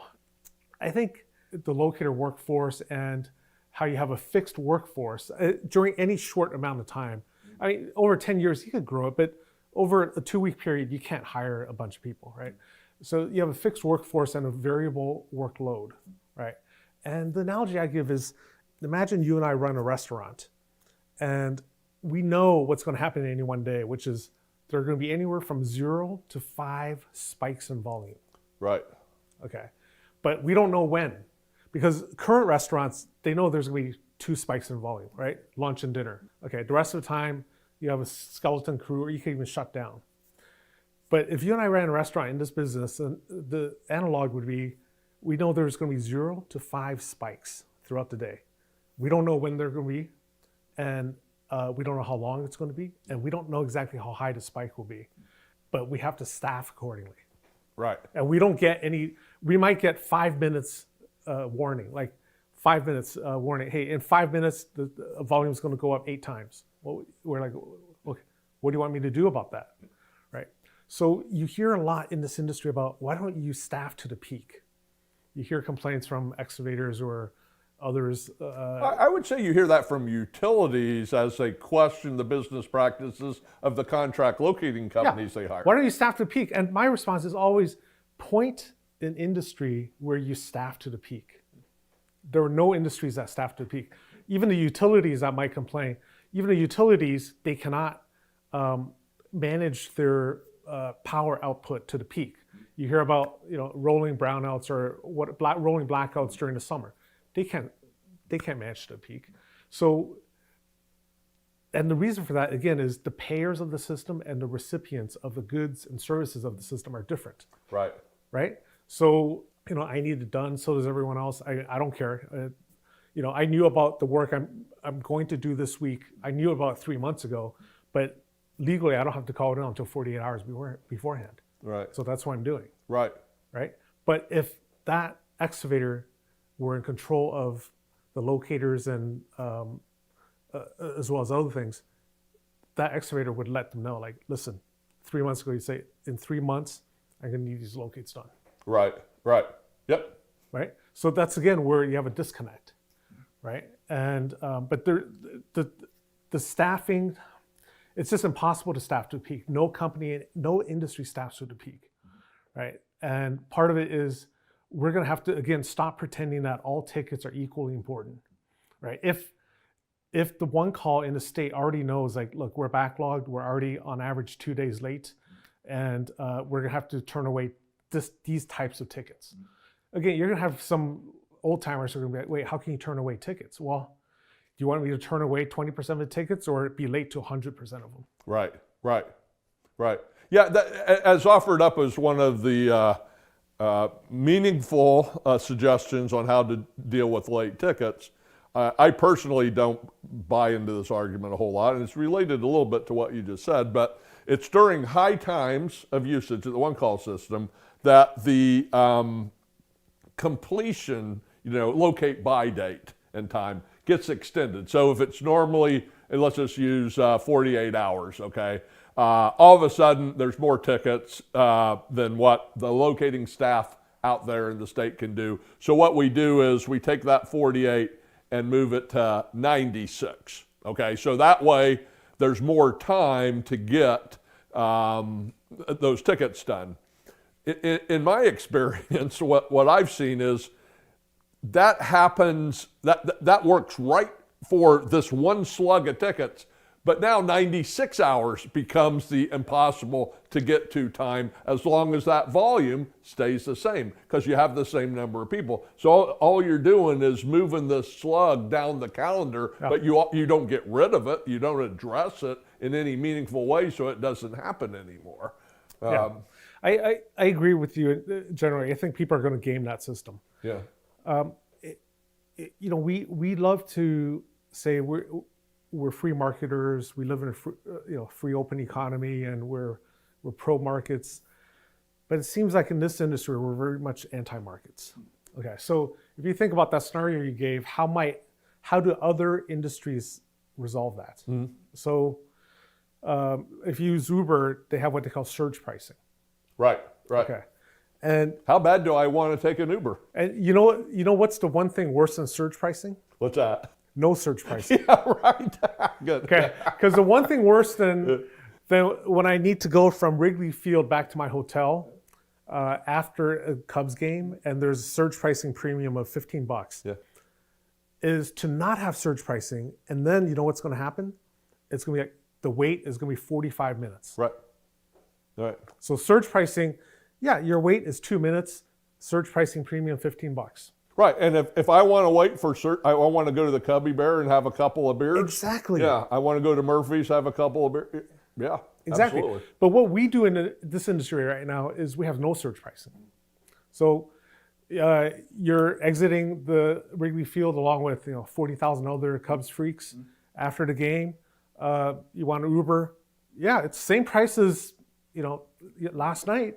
Same price as last night, but you got to wait 45 minutes. Right, right. Or an hour and a half or whatever. And that's worse than no surge pricing. Right. We have no surge pricing to what they call clear the market. And I think we need to think less rigidly about potential solutions to opportunities we have. We're too fixated on this dogma of this service is quote unquote free. Right, right. Okay, we're fixated on the sticker price. We should be more fixated on the TCO, the total cost of ownership.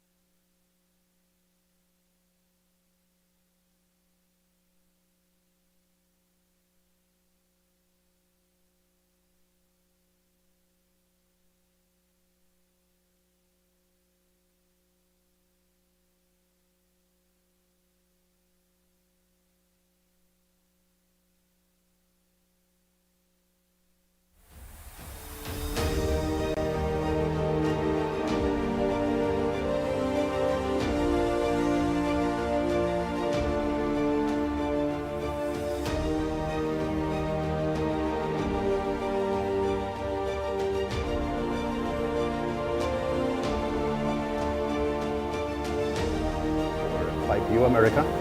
We work throughout the nation. We do sewer televising and utility locating. My name is Shane Hart. I'm the CEO of Computers Inc. We make a couple products called Utilicate and Uexcavate, but just really automated solutions for everyone in the industry to help speed it up. My name is Matt Taylor. I'm with Mead Electric. We do excavation and for different utilities, gas, electric, infrastructure. Hi, I'm Dan Rest. I'm Vice President with HBK Engineering. We do utility engineering and as well as locating and watch and protect, damage prevention. All right, thank you, everyone. So this is session 3 about cities and municipalities educating and preparing for big projects. So I'm going to read the question here, and then you all feel free to jump in. So utility companies sue contract locators and excavators can have a game plan for a large project, but when construction starts, all of that can go out the window because locating resources are inadequate to accomplish the scope of the project. Many of the major explosions over the past decade have ultimately resulted in a city that do not have an active right-of-way oversight program. What can the industry do to educate cities on contingencies that can occur on major projects so they are better prepared? What about a pilot program from cities that do understand and have excellent results? Some only learn after a deadly explosion happens. Gentlemen, any thoughts, ideas? Please jump in. Well, I guess I could go first. There is a lot that municipalities can do.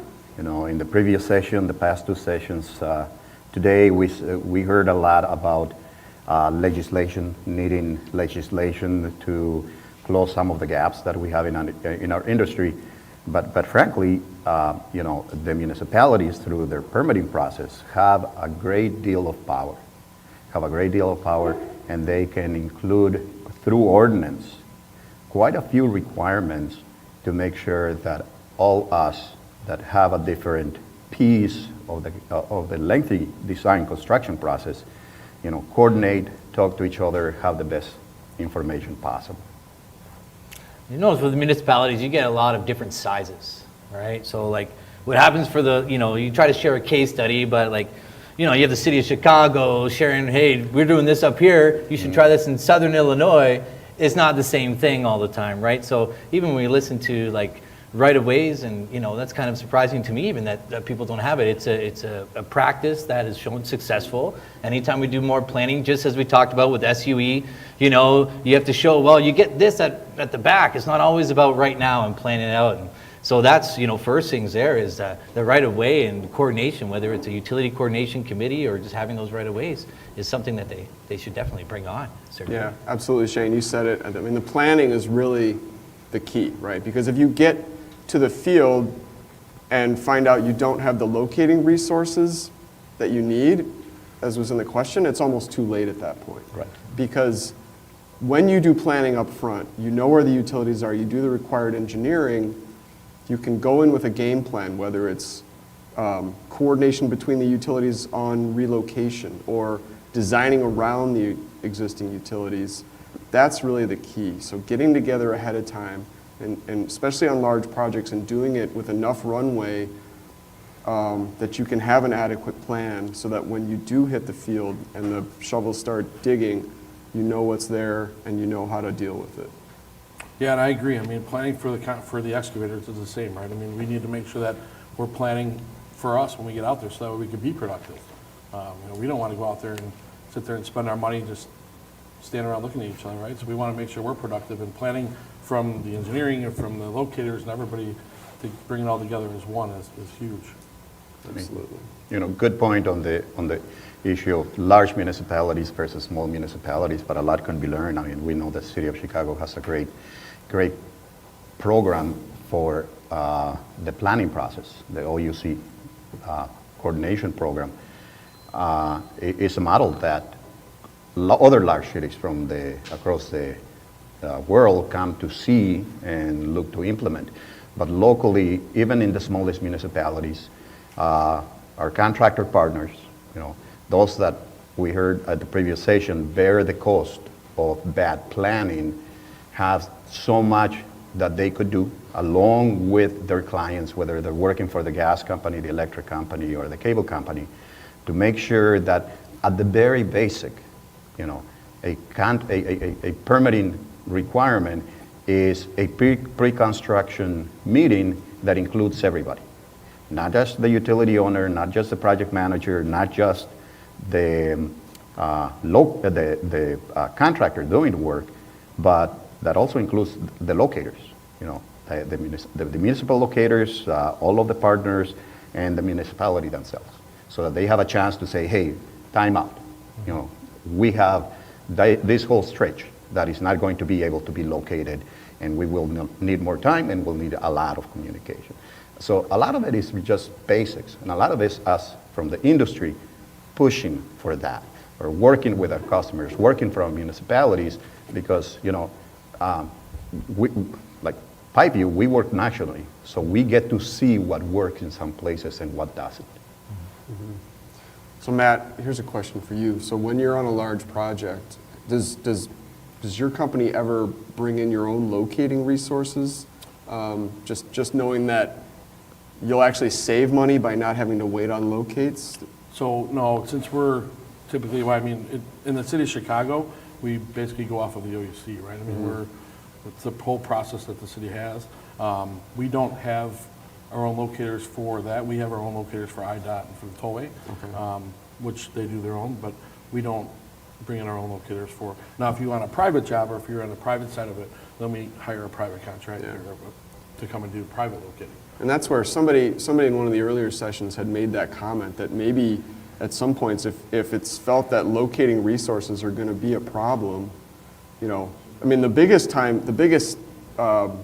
the worst thing that could happen is you're down, right? You can't work because you can't get locates. It probably behooves maybe to everybody to work that into the contract, work that into the price, that maybe that locating just becomes a contractor responsibility. It's just an idea. It's one that I heard in one of the earlier sessions, and I Well, think it's not a bad one. Like, I think, like, what point, or what size of an area does it constitute a project at some point too, right? Where okay, now it's project, now we need to go through these extra channels and so forth, right? Like, I've seen some places where if it's not a single civic address, it's kind of a project. And so, at that terms, like a project, we can have engineering at the start, it can be someone just doing, without engineering and so forth, but obviously, like, what do you see from the engineering to the construction part?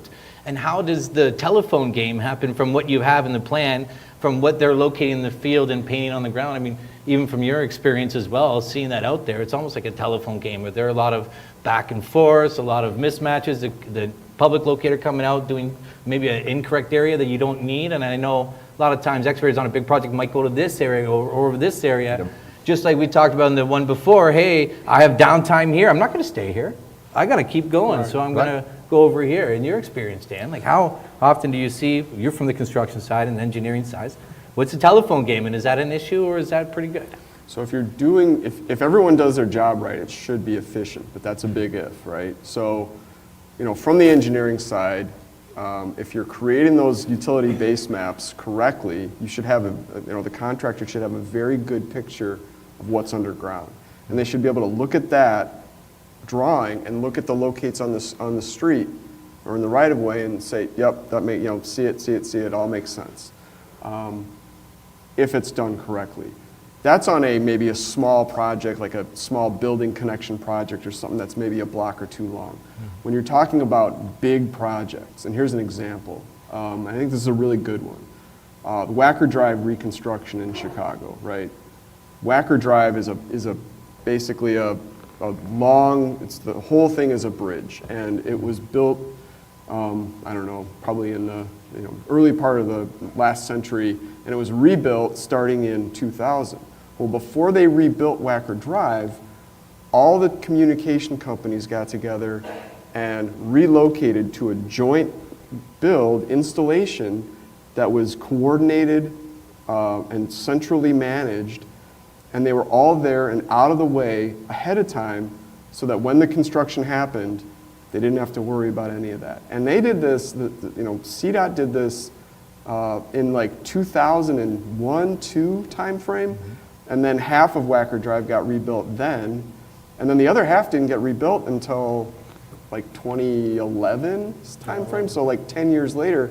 But all the telecommunication facilities were already out of the way, ready to go, and it wasn't a problem during construction. It was a great example of planning, coordination, design, and execution that really made it a much smoother process. And then reaping the benefits of that initial planning throughout the continual construction, because if you allow everyone to go everywhere in there, you're going to have to constantly navigate the web every time you open that up. And the other thing they did is they built a facility, a utilidor that had enough capacity, it had extra capacity, so today there's still capacity in that utilidor. So if you have to get into Wacker Drive, because the city of Chicago does not want anyone cutting Wacker Drive, right?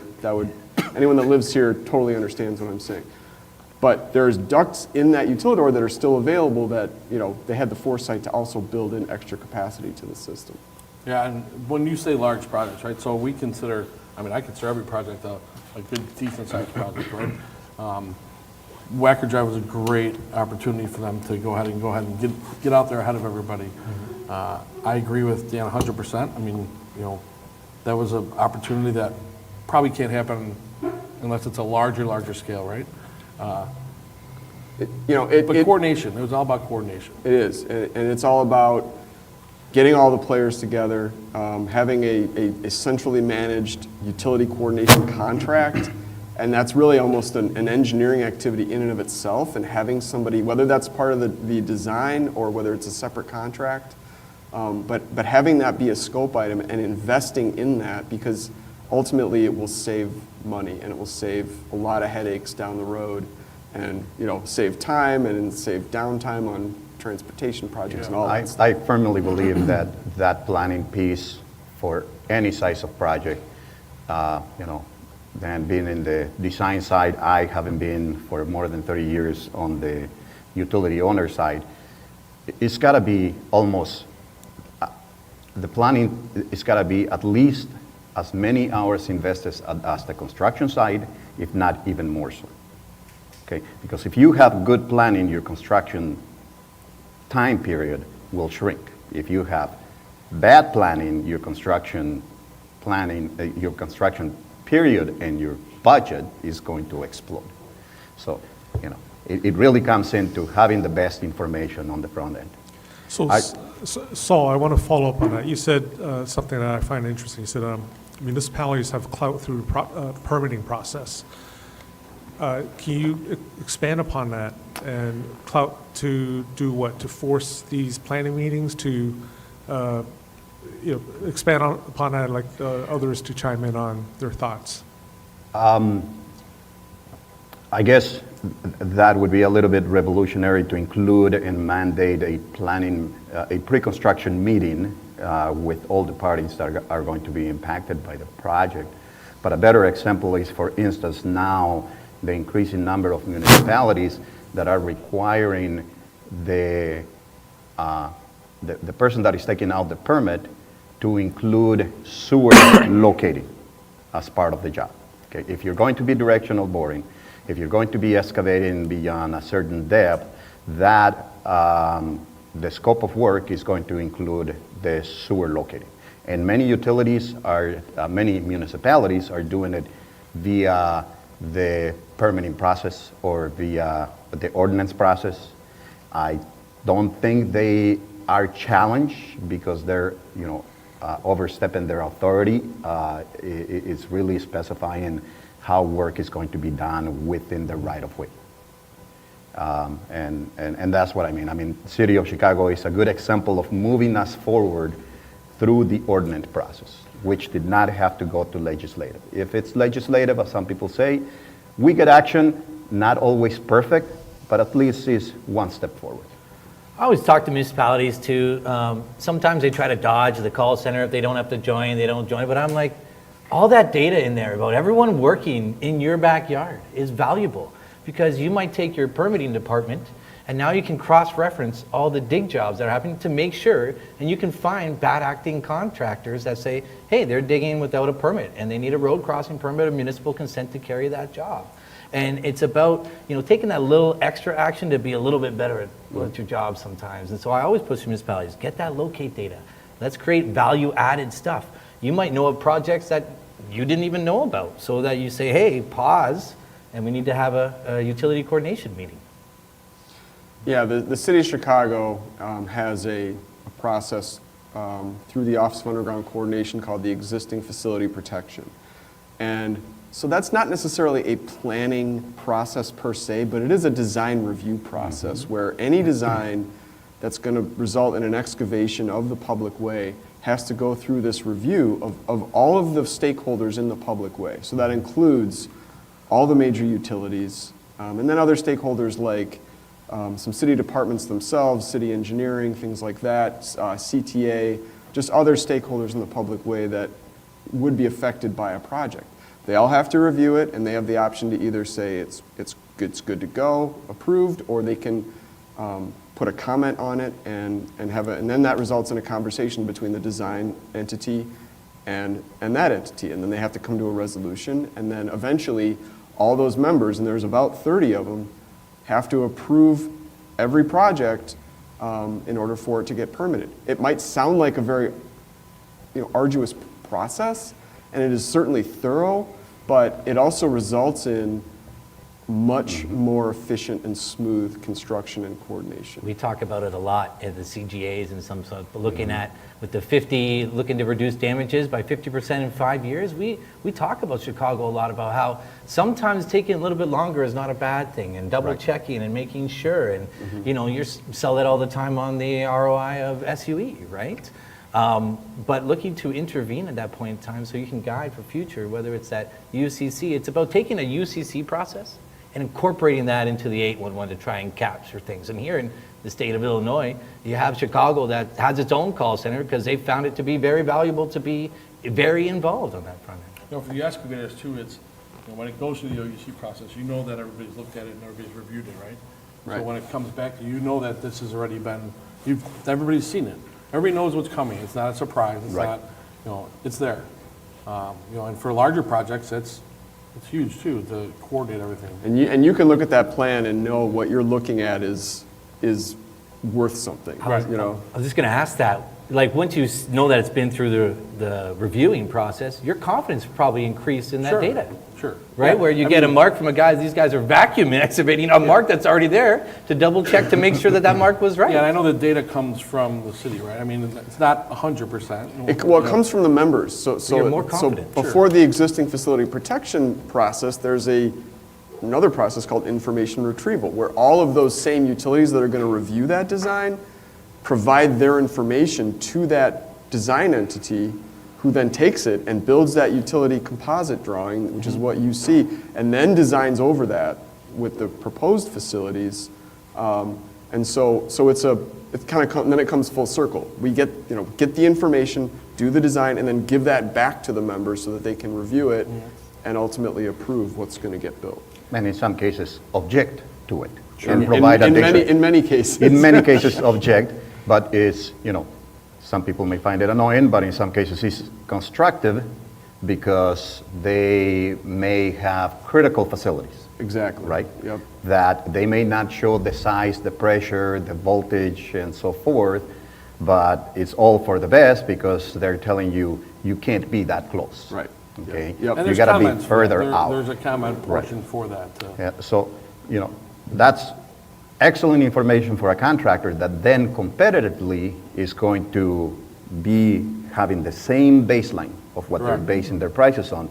The gap that, I think needs to be plugged in is the locatability, the tonability of those facilities, because it doesn't include it right now. It's just a physical location. Okay, so you're going to have a difficult path or you're going to have a clear path, but you don't know all those crossings or all those laterals, how easy they will be to locate and how There's a reliable break it too, will be. right? So when we go out there, and I've gotten calls plenty of times where the locators, they don't have those drawings, right?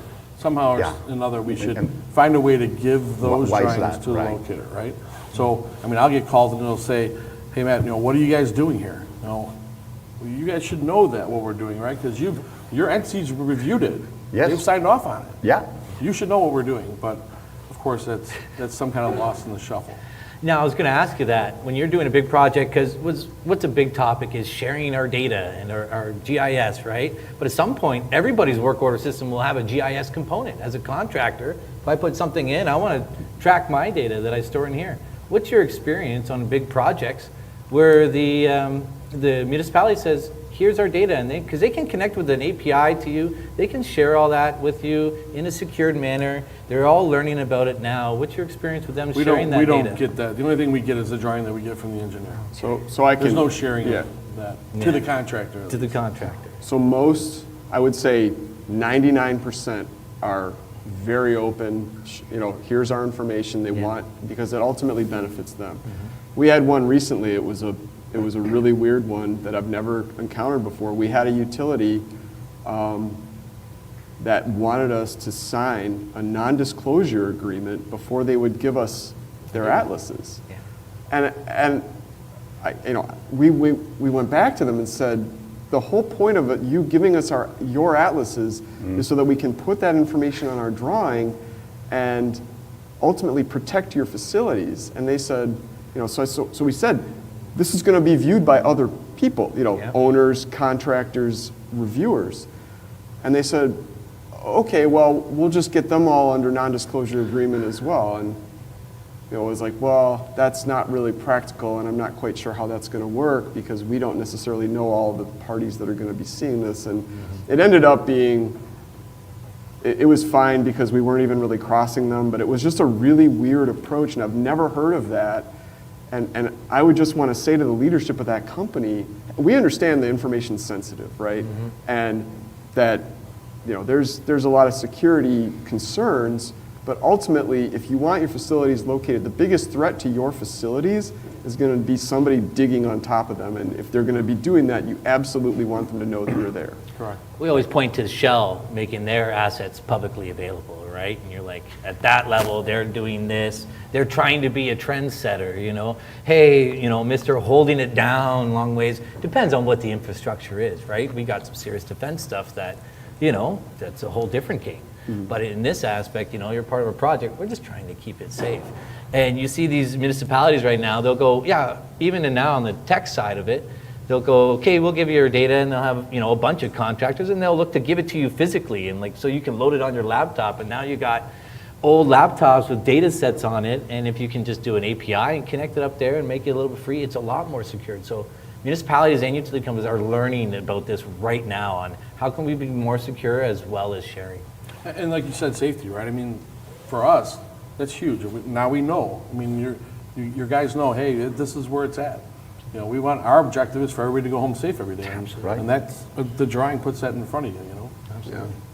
Yeah, one of the original question dealt with explosions, right? And that's in where you came from, that was a big concern. I know that there was, when you were doing the and still are doing the facility, upgrades to the modern medium pressure system, you had some cross bores, and I know People's Gas came up with a pretty defined protocol that had to be followed with test holes and confirming that the bore was going, not going through a sewer service. You could see the sewer service and get visual confirmation. I mean, that's a really important. And, and it came out of lessons learned. Right. Because there were explosions that, had significant loss of property and loss of lives from things that we in our industry, frankly, just didn't assess the risk of it back in the 90s when directional drilling started to happen, and gas utilities were ones of the first adopters, right? So they were drilling blindly, okay, without just assuming, opening a manhole and seeing how deep the main was, and assuming, the laterals are just going to be as deep. Come to find out that's not the case. The experience in the industry for directional bores is that there is a cross bore for every 100 laterals, okay? And many utilities are now having to spend millions of dollars on the gas side to fix the problems from back then. Unfortunately, what I see now with our friends on the fiber side, they're making the same mistakes that gas made, and they will either pay now or they will pay later. And I'm not putting this on the contractors doing the work. Their customers should be doing what the gas companies do. Gas companies now proactively pay for sewer locating. Doesn't matter that it doesn't belong to the municipality, it belongs to the homeowner. They're beyond arguing. They know it's the right thing to do. And if you do it up front and you put it into a contract, everybody's bidding on that same contract, Exactly. and Absolutely. everybody's working from the same. Everybody, you don't put the contractors in a bad position of having to take a chance to get the contract, right? To get the low bid. You put it all on the drawings, you put it all on the scope of work, you specify it, and then everybody is bidding with the same information. Now, what if something's discovered during the project like that? I see some examples, because we're talking about, big project work from the SUE level down, and then construction phase, and I see people handle it different ways, where they'll dice up the areas depending on what they need. You got maybe a 2-year project, and you get locates that last for 25 days, and it's tough kind of saying. And then what I see sometimes is you have a big project area, someone draws in the giant area, and then all of a sudden it's unlocatable, one little section of that project, and so they mark that whole area there.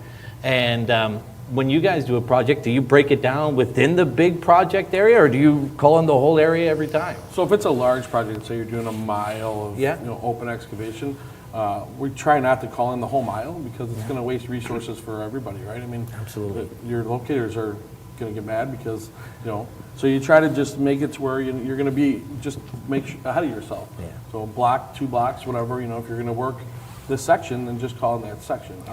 Because you have a couple days. It's just planning.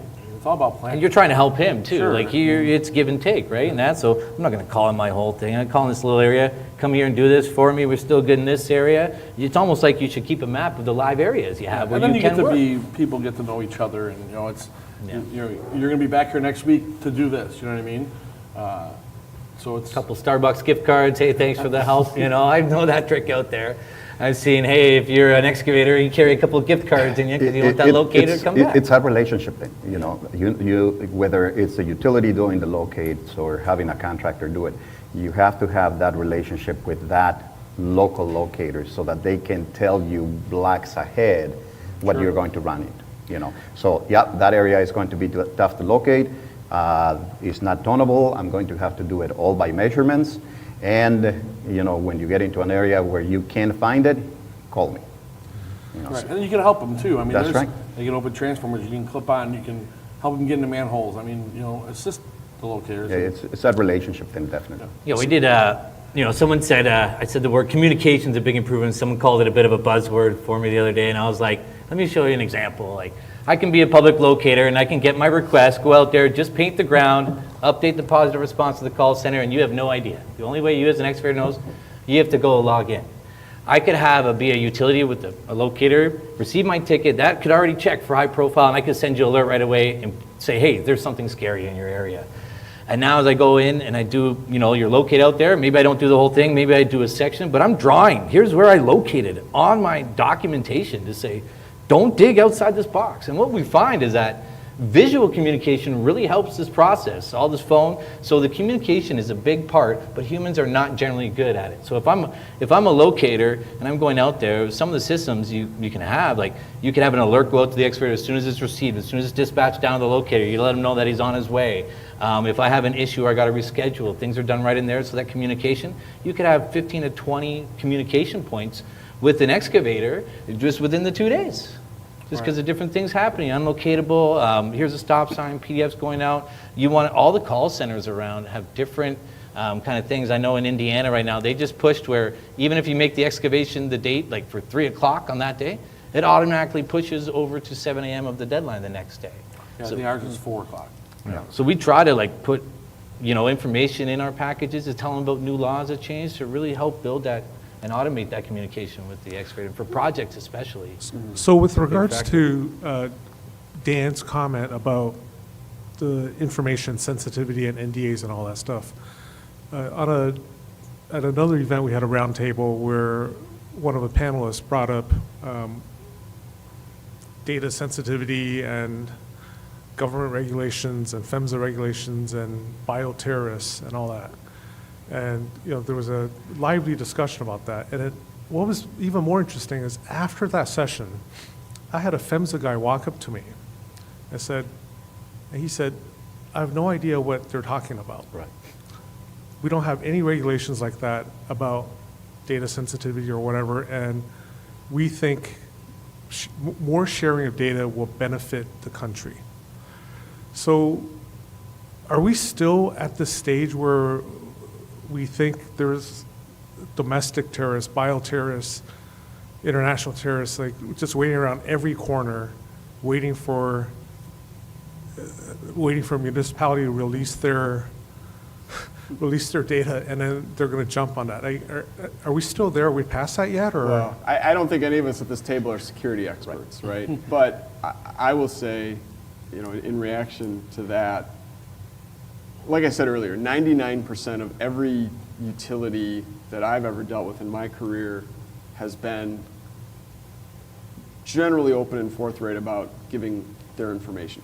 Sometimes the information isn't very good, but I think that's more a function of just having bad information than them being reticent to give it the information. Whether we're at a point or whether there are security concerns with these facilities, obviously these are critical facilities.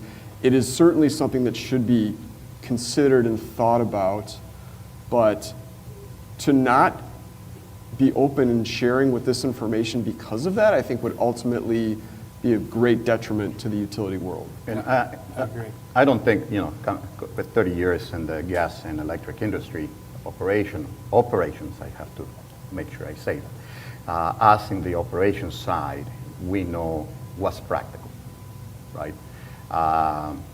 We have to work within the politics and the general counsel guidance. So, it's up to us in operations to have our own organizations see how practical it is. So we cannot disclose where the water lines are, yet I can drive around the block and see where all the hydrants are, right?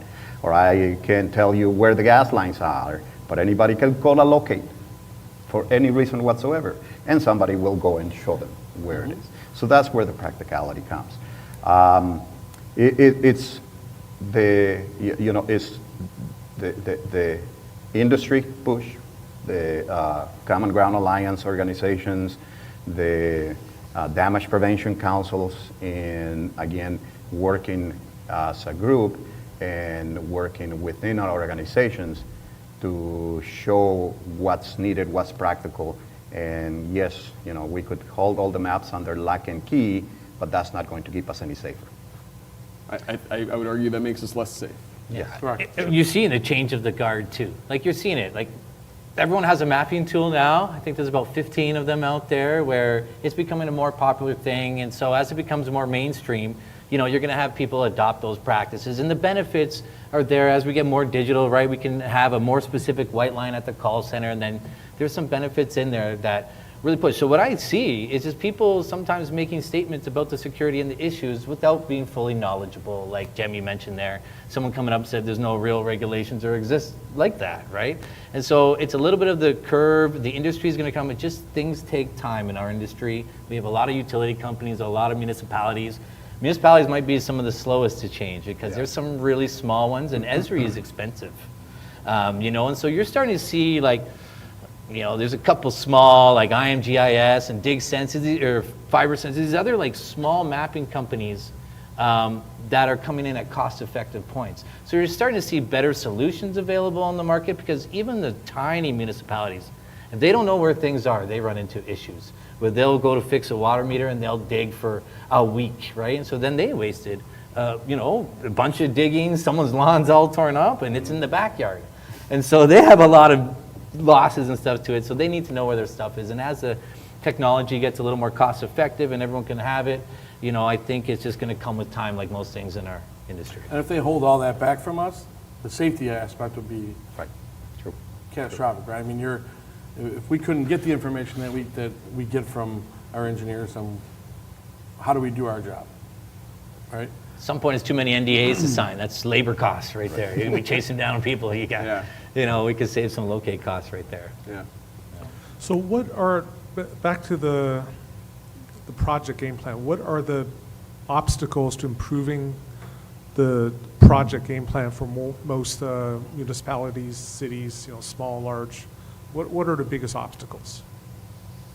I think I see the engineering side very similar in a lot of places. Maybe not to Chicago on how they intervene to identify the construction plans, but it really looks down at the call center. You have a mix of different softwares at the 811 centers, and some of them can be very accurate, and some of them are super wide. And I know we want to try to navigate away from phone calls because it's again the telephone game. Now anytime one of my clients had a ticket come to them, it was the whole size of the city of Evansville.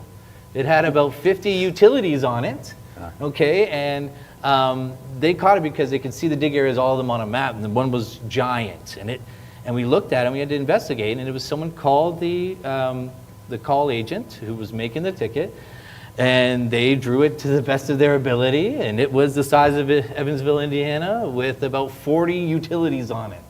Right? So again, like that telephone, there's so many steps in the project process. It goes on for 2 years. We're playing a giant telephone game, and the more we can, from the UCC all the way down, speed that up, there's some major savings. And then we can get to other things, where on the construction side, you're adding things in that project, and now that guy's coming out there to locate it. It's not even in the map yet, so he doesn't mark it. Now you damage your own stuff. Yep. I see that happening. It's kind of insane. Yeah. But again, same kind of problem, right? Just a communication game, and how do we keep that flow? I'll go back to the whole project life cycle, and I am design. I am including it as part of the planning. To me, anything that comes before putting a shovel in the ground is all planning. Facility owners, municipalities need to understand that the total cost of the project is more than just putting the pipe in the ground. All that preparation, all gathering of information, all the time invested for engineers, for locators, for other partners to make sure that everything is lined up is going to pay up at the end. Otherwise, there's going to be a lot of residents frustrated for all the digging, all the holes that were left open because the fiber guys couldn't finish there and they had to move on. So now the hole in their front yard is open for 2 weeks.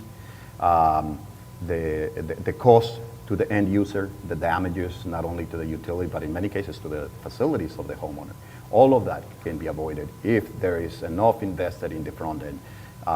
For the facility owner, the facility that is having the work done, which includes the municipalities many times. Yeah, you're talking about obstacles. I think one of the biggest obstacles to places that don't have a comprehensive system of facility protection that goes from the planning stage to the locating stage after construction is just, it's a cultural one, right? It's making everybody understand that, that doesn't do this now and doesn't have this type of infrastructure in place, infrastructure meaning like the systems, that this will ultimately benefit you. And it's just a learning process, I think. I'm sure that when the OUC was first put in place, most utilities were probably like, well, why do we have to do that? That seems like a waste of time. But then they saw the benefit, that they do get to see every project that comes through, and they do get to review them and make comments if necessary that, hey, this is going to negatively impact our facility. And it's just educating stakeholders that this will benefit you ultimately. I've seen things where a public locate company will be incentivized to collect map discrepancies. You find something, here's a form, fill it out. They got no time for that. You can't even pay them enough because they got so many locates to get done. Yeah. And it's like, how do we incentivize that? How do we throw something in there? Like, even if it's a public locator that finds it, maybe I want to, hey, here's $10 to the contractor. If you draw a quick red line and you ship it in, you get $10. And I've seen these programs, it's been around for a long time, but they just don't get utilized and stuff because we don't find it important. But I think we're starting to make that cusp, and you're going to find people really pull away from how they do. I know, all you guys here do some mapping. I know, Piper, you got some mapping tools too, and it's like every time you're doing stuff, this is your data. You need to store it yourself as well, and as well, you can use that to contribute, and I'll store it if you're not going to pay it for me now, but you want this data, and you should probably pay for the updated data at some point. And you also want the contractors too, like the gentleman that was just before us in Texas. Like, the good catches, the maps aren't 100% right. I mean, if you're a contractor and you're doing the excavating and you find something that's not right or wasn't on there or is incorrect, you should tell somebody so that way it could get changed. And he's vac trucking it too. So if he's vacing it, boom, take a picture. If I was a utility, I'd pay you, minimum $5 for every vac picture you could send me. Because that's eyes on my stuff. Now you can look at the quality of the, the material and the outside of that, the finish and protection. So let's, I think we all know about the success in the city of Chicago, right, with the OUC and their process. So let me ask this: Chicago, the metro area has almost 10 million people. It's the third largest city in the U.S. There's a lot of economic activity. There's a lot of resources. There are professionals they have to manage this process. What does this municipality that has 100,000 people, 50,000 people, 250,000 people, what can they do without the resources of kind of a mega city like Chicago? Is there anything that we've learned from the success of Chicago that's applicable to these much smaller cities, which are 99.99% of the cities, municipalities in the U.S.? Yeah, that's a great question, and I would say that the city, the OUC is not a huge department within the city. The OUC is a clearinghouse for communication, and it facilitates the communication. It is supported by the utilities, so every member utility or every member agency pays into it, and so that's how it is funded. I don't know if that's entirely how it's funded, but that's largely how it's funded. And they themselves don't do the reviews. The reviews are done by the agencies. And so I think that's a way that you can leverage the strength of all of the individual members and get them to see the utility of it, no pun intended, how useful it is, and how it will ultimately benefit them, get them on board with funding it. I assume that was the thrust of your question, was a funding. Yes, exactly. That's how I understood it as well.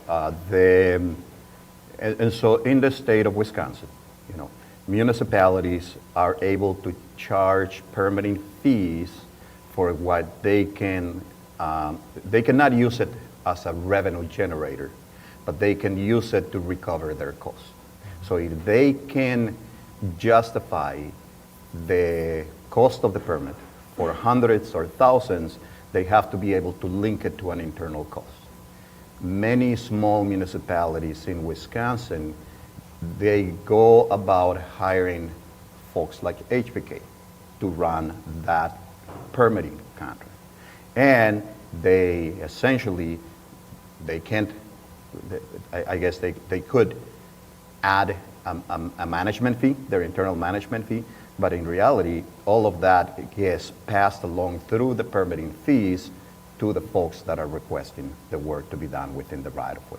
And that's one way that small municipalities can manage the work and the fluctuation of the work, right? Because if a Verizon fiber comes by, works there for a year and moves on, they're not going to be able to keep up with the hiring and the training and so forth to manage something that is going to be short-term.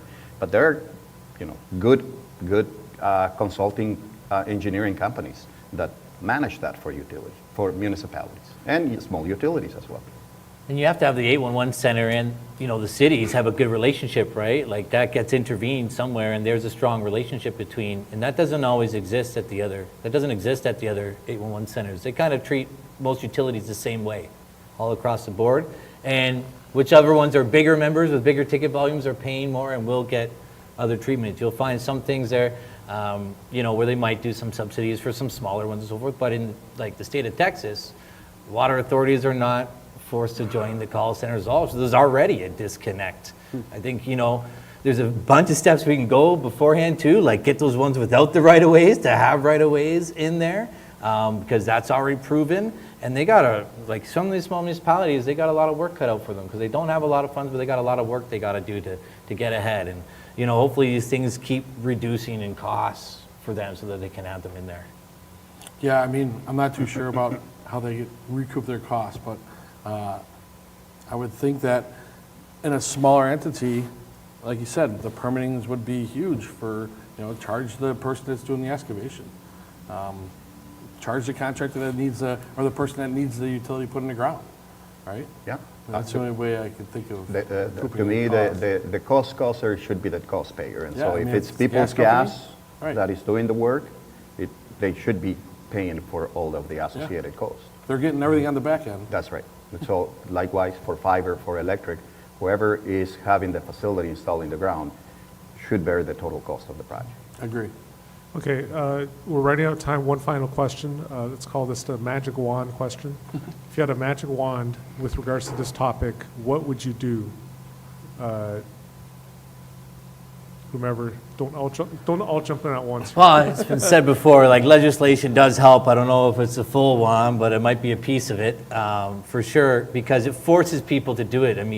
Look at some of these utility companies, a lot of public companies. And the public companies, they're not really trying to do too much other than manage their public image and make some money. And that's really hard to combat, because if anytime you add something that pulls from the costs, they're just trying to dodge it. So that's a big thing that makes it really, really tough for sure. Go on. Well, as an engineer, I'm going to be selfish and say if I had a magic wand, I would say that all utilities would have really high quality drawings that show the location of their facilities, good descriptions of their facilities with respect to the right of way, and had just, it makes it that much easier to depict that on a drawing accurately.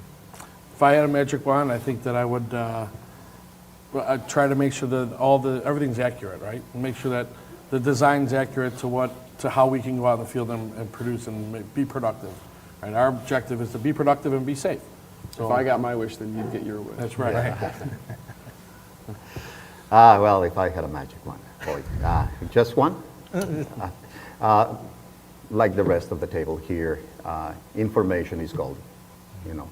If you can have good, clear information on facilities, what you're going to find, doesn't only help you on the design side, helps you on the construction side, even helps you on the as-built-in side afterwards, correcting errors in the maps as construction happens and you find discrepancies.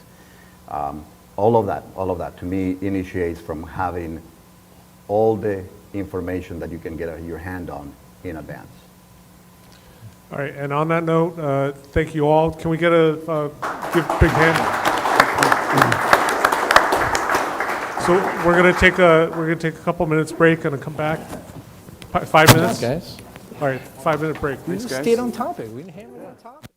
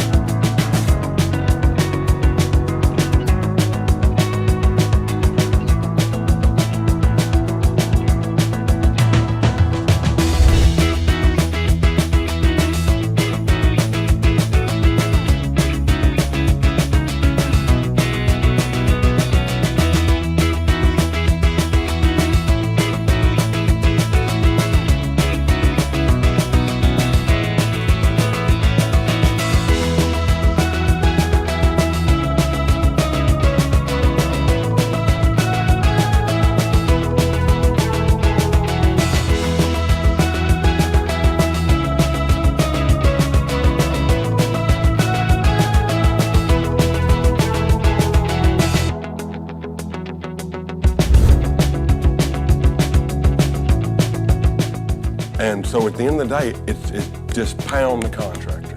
It's none of those things. It's all scaremongering, right? You're just scared of change. We just produce the data. Why do we have to do the same process again? They're pranking the system.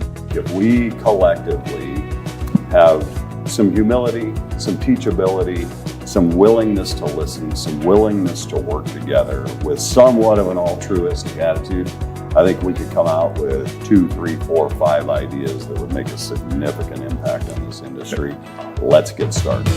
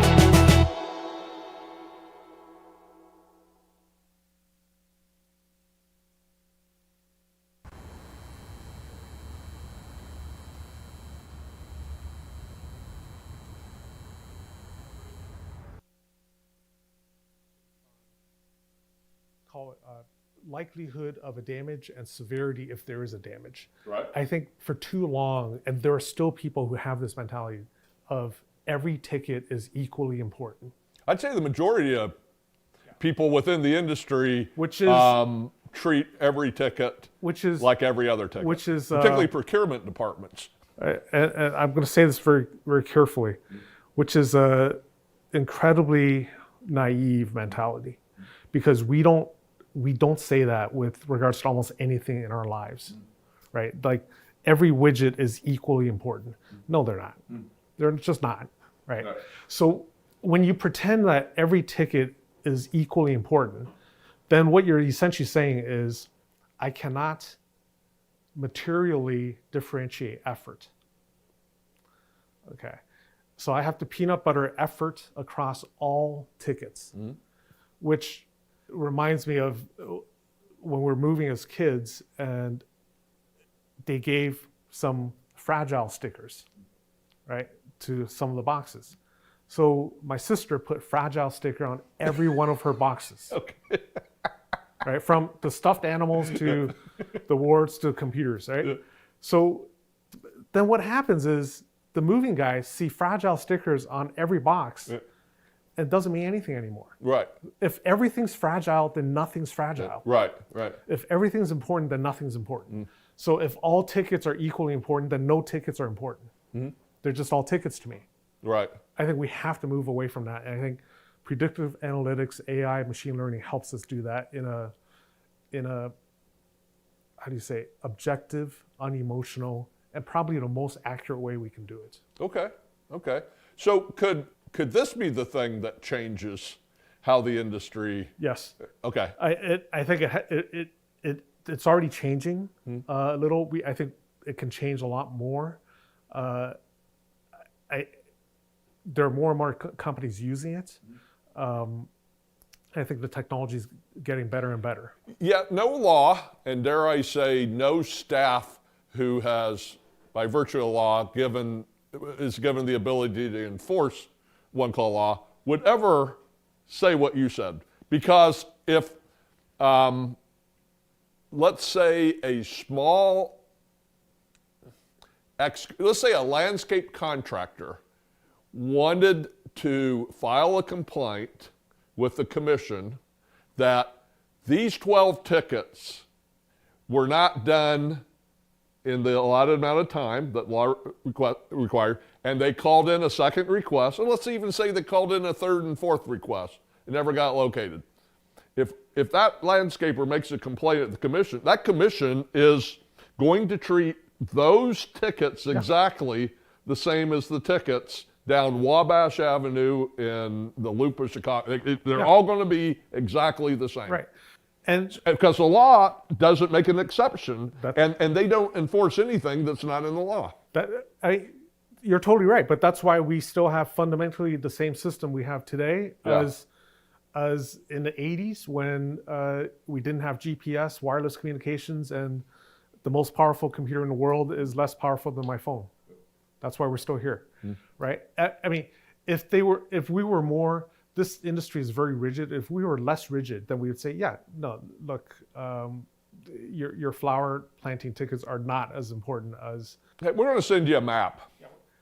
That's exactly where I'm going. We're going to send you a map, and you decide what you want to do with this. Well, some state laws allow for that. Yeah. You don't have to have painting flags out there. Some state laws allow sending of a map. Yeah. Now, granted, some maps may be better than others, but if I'm a landscaper and I know where the gas line is going, and if there's buried power, I know where that's going, and I have a general sense of where, particularly in warmer climates where lines are shallower, I have a general sense of where water's going to be. I can see a curb box at the property line. That may be absolutely all the information I'll ever want to know. I could care less about the area being painted. And I know where not to do stuff. And so here's some of the pushback against stuff like that is, well, the prints aren't accurate. Well, the prints are not going to get more accurate if you don't use it. Right.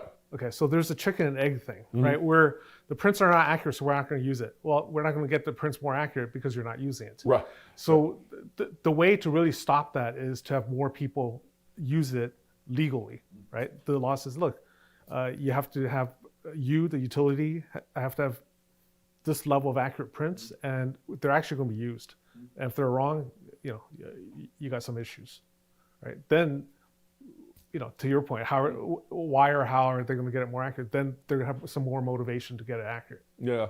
So I did a locating job in suburban Vancouver, and where I had typically done training, we had to drive. The only time we had to drive, we couldn't walk from where the classroom was.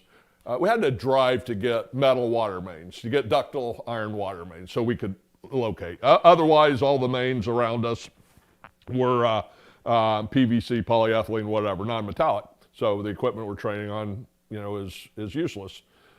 So I had a new area, and I thought, well, it'd be nice to know where we have to go for water mains. I've never been in this area of the suburb before. I just pulled up the map, the city map, where I could tell who lives where, all sorts of information on their GIS. I can pull out the utility layer. I can pull up the water layer. And I can see, oh, okay, so this direction, the water mains are ductile iron. That's easy. So I already had information sitting from, basically where we're at right now. I knew that I could locate water mains in training class just by going online, because that information was out there. Again, what does the public, how do they use it? Well, we could probably, we worked all these years to get homeowner tickets, right?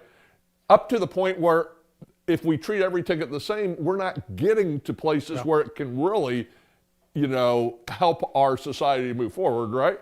Because we're encumbered by treating every ticket the same. If I had this kind of map that I had access as a homeowner, most of the time I'm going to figure out what I need to know by looking at a map. And if important parts of the map are wrong, it will be updated. It will be corrected because it's being used more. Right. Right. Whereas if it's hidden in the basement and it's only accessed by 3 people, who cares if it's inaccurate? Yeah. It's just not used. I always thought it'd be interesting if you said, hey, every time there's a real estate transfer, there would be a utility locate or a utility survey, so that every home that's sold, we will mark out where every line is that can be located and included in a record for the city or whatever at the commencement of every sale. So bit by bit, you like little mosaics, you start building this picture of where things are. And now how useful is that for people? Well, we were going to build a rock wall over here, but now I see the guest comes around the house and goes over here instead of going straight to the road. Now I can change my plan based on my desire to avoid having any of the lines that serve me in conflict. I'm the one with skin in the game, but I have the information now so I can move forward.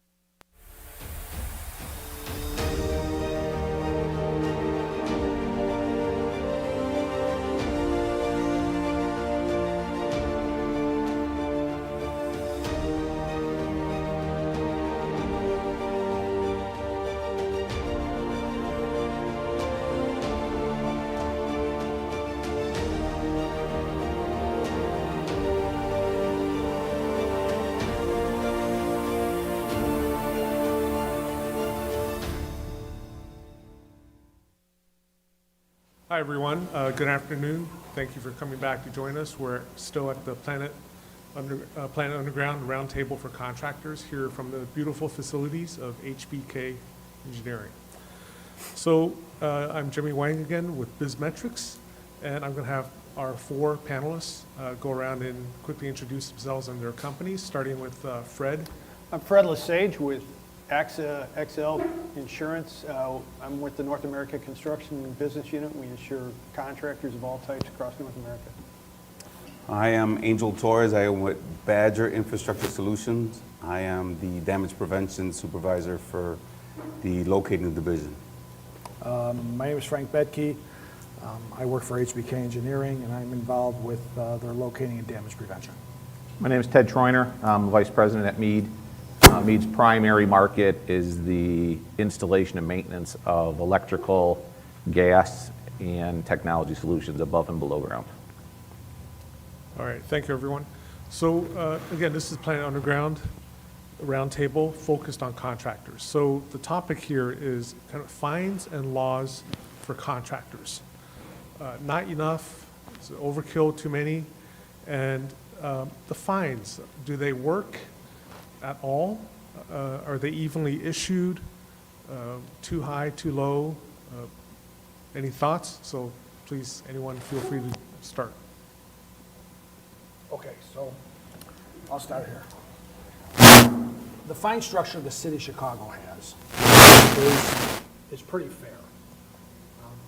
It goes up in increments for a contractor, but it's leveled at $1,000 for utility owners because utility owners also face other fines from other institutions.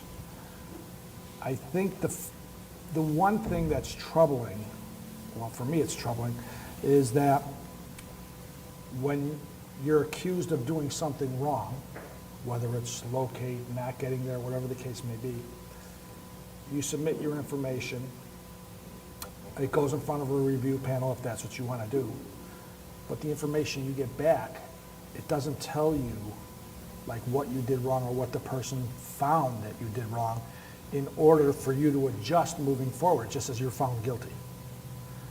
So that's a very frustrating part because if you want us to get better as a locate company excavation community, you have to find out and know exactly what you did was wrong, because what you think you didn't do. So that's the problem that I have. It just needs to get a little clearer for that structure. I agree. I think that if what we are pushing in the Damage Prevention Council is educating not only the public and contractors, but it's also knowing that we're doing things right. So if something was done incorrectly, then this is where education comes in, where communication comes in. You let the excavator or the locating company or the facility owner know exactly what went wrong and what we can do to prevent that from happening again. And I don't really see that. As Frank was saying, if you appeal it, you really don't know what you did wrong until you go before the panel. And at that point is where you find out what you did wrong. And you can't go, if I'm not mistaken, you can't go before the panel unless you come with an attorney. Well, once you're found guilty, in order to object or to take it to the next level, you need to go to court. And here in Chicago, in order to go to that court, you need to hire an attorney. So it's a very costly process to do it, especially if you're a company. If you're a homeowner or an individual, you don't need an attorney. So it's a very costly process. But then if you hire an attorney and you're found not liable, you still had to spend money on an attorney that you're not going to recoup that money again. So that's the part where I struggle with as far as how the system is created.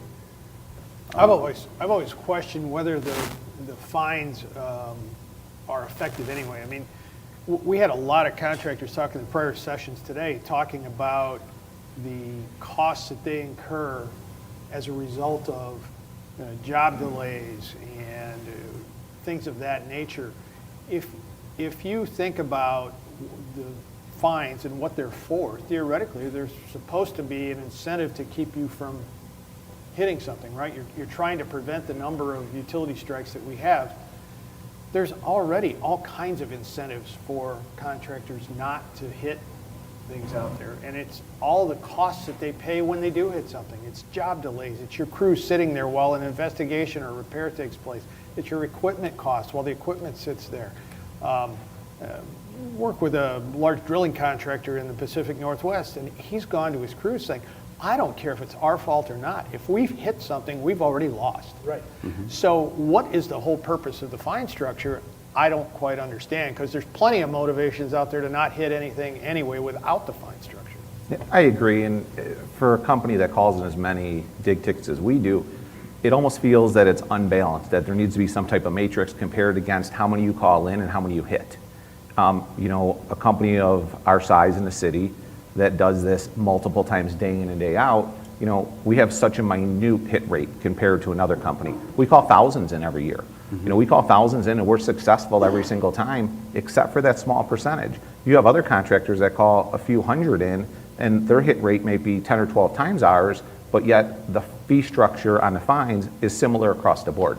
So like you said, the cost for the fine, although it is incremental and it is substantial enough for it to hurt, the major pain is the downtime. Not only what everybody sees in the field, but what we see outside of the field, what we see back in the corporate office, what we have to do for our facilities report log, all of our tracking, all of our stuff, and really nobody goes out there with the intention that it's going to be faster to hit something. If we had a clear line of communication from the start of the project, we wouldn't hit anything, so we wouldn't have to absorb that downtime. I think the other thing about it is the way the system's set up is that the contractor is guilty until proven innocent. It's like the exact opposite of what it ought to be. With the assumption is they're guilty. And I could show you claim file after claim file where we've gone back and contractors have spent lots of money researching what they did. Somebody in the office has to dig through project files, find out what we actually did on this job. Oh, we were working across the street from there. That can't be us. There's a million of those cases out there. It's just unbelievable how often that is the case. And I think that cost alone is just, it's really unfair on the contractor. It really is. On that back end, yeah, you're Yeah. 100% right. And that's cost that you can't that recoup. you can never recoup, Right. no matter Right. what you do.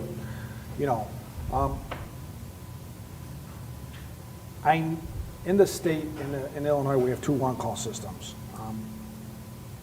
While both do an adequate job or a nice job of public awareness, which I believe that's where the money is supposed to go. It's supposed to go back to public awareness or damage prevention. I don't necessarily see all that money being used the way it should be. And when I talk about the way it should be is that there is damage prevention. There is things that they could do, the one calls could do better with communication with contractors, locate companies, everybody all the way around.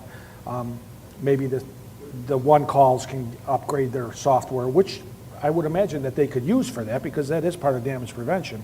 But those are things that we don't see on the backside. And and on the backside, we like to see more of it because a contractor, you'd like to see that money that you're putting or you're paying to that is being used for something that could possibly help you in the future or help one of the other contractors. Every time we hit something, we go back, we look at what happened. And without the proper information, we can't be any better. So our number one thing is to figure out what happened and train to make sure that doesn't happen again. But again, through that process, we've already absorbed the costs. So regardless of the fine, the company has already been penalized enough from its inherent cost of doing business day in and day out. It becomes very frustrating is what it does. Sure, totally agree. And then when you hit a utility that's an abandoned facility, you're still at the same game. You're not getting the claim because of it, but you're still down. Yes. While you because wait and have to find for out, somebody right? to come out and do whatever they do. Exactly. It may not be 6 hours, but you're still down. Right. And then we get in a situation as it may have been abandoned, and then we may have to go deeper. So now we've stood there with all this downtime, come to find out that we unfortunately located something that really has no value to us because it is abandoned. Yeah. Correct. So now you got to go back in and Yes, and take that down to wherever you to find the exactly. That actual risk is utility. still there. Yeah. That number That's one right. thing is managing that safety and managing that liability. Sure. So what's the solution? The solution is making sure that everybody has a clear understanding of what the expectation is and making sure that the information that is provided at bid time is correct, and that if you have that understanding of what the information is, you can go ahead and assess what your cost is going to be, so that way at the end of the day, you're able to figure out what your cost based off your liability is, and you can provide a project that is on time, on schedule, and effectively safe for not only us as the public, but also the people that are utilizing that underground facility. Correct.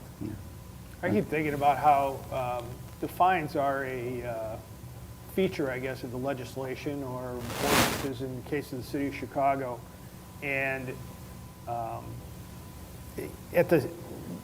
among other things, we talked about with other groups today about how maybe there needs to be changes to legislation. And the unfortunate thing I was thinking about was when you look at other types of legislation that have come in to protect the public and workers. Usually it's come about as a result of some disaster. So you can look at the Triangle Shirtwaist Factory fire that made the life safety code a part of every building that's built everywhere in the United States today.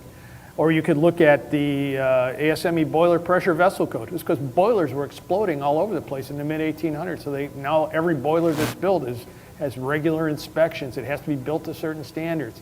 All of those things were because there was this massive loss of life that resulted from something. So are we waiting for our Triangle Shirtwaist Factory? Are we going to have a big gas explosion in a city somewhere, and that's what's going to drive the change in regulation? Or are we going to get ahead of that and not have our disaster? Well, It's you know happened, better, yeah. it's happened. It's happened in Chicago. River West. River West, I don't know how many people perished from there, but that was a large gas explosion. It changed everything nationwide, because before River West and the overpressurization of the gas main, there were no regulators on appliances.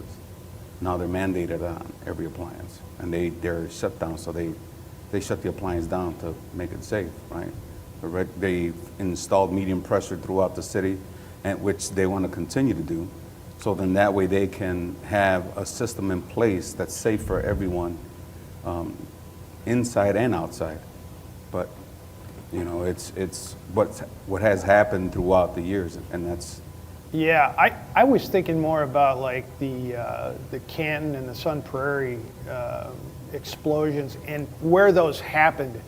If they had happened in the middle of, say, downtown Chicago at rush hour when thousands of people were on the street, or something like that, where you could have had a mass casualty event beyond all imagining, is that the thing that we're waiting for? Or is, I don't know, I hate to say that's what it is, but you got to get, how do you get motivation to change legislation? I don't know. I really believe in my heart of hearts that the city and our local gas provider are trying not to have that happen. Right. I believe that our water department is trying to make sure to secure their infrastructure or get the best information out there they can, so you're not hitting a 60-inch water main, or a feeder, something like that. They're very proactive. I think that they're very proactive in that aspect. We've come a long way. A long way. So I don't want to say how long I've been doing this, but in the years I've been doing this, it's night and day. We have come a long way. I think if we continue to open that communication path, but also we need to start relying on technology. Some of these agencies tend to be a little bit farther behind in the technology to adapt, just because some of it has to do with budgeting. It has to be proven before they can do it. I think if we can get this to pick up a little more speed and start using some of the technology that's out there, it's going to be a little bit easier for us to be more confident in exactly what's there before we put that shovel in the ground for the first time. So maybe there's been incremental change. I mean, we don't see it because it happens so slowly over a period of time. We don't even know it's happened, right? Because it's just the way the system is. It's just the way it is, yeah. yes. And so maybe we need to acknowledge that things aren't as bad as maybe they once were. Maybe things are better than they were. I think they're better. I really do. I think they're better. And I think also that's also because of the fine structure that came into play. Because now all of a sudden you have contractors who are working at a percentage for their profit. Now their profits are cut because now they have to pay for fines for that thing. So everybody's got a little more skin in the game.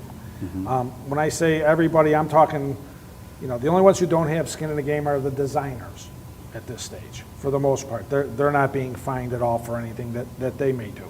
But locate companies take the hit because they're locating for, the municipalities or the utility owner, and the utility owner just passes it on to them. Often does the utility owner take the hit? Whew. Off the top of my head, I couldn't give you a percentage, but I can tell you a lot. A lot. And that's because they're paying for the sins of their forefathers with the mapping. Oh, yeah. That's because they're just, years ago, they drew a line down, every house got a service, and oh yeah, that's where it's at. But that's not where it's at. Right. We all know that. And you talk about technology. Technology has moved faster than what we can keep up with on the other end. So now there's a catch-up. You mean on the regulatory side, or? No, on the Or on the construction side? construction mapping, utility. Oh, yeah. We had water pipes or gas pipes that were removed last year that were from, I think Abraham Lincoln was in, you know, and what do you do with that?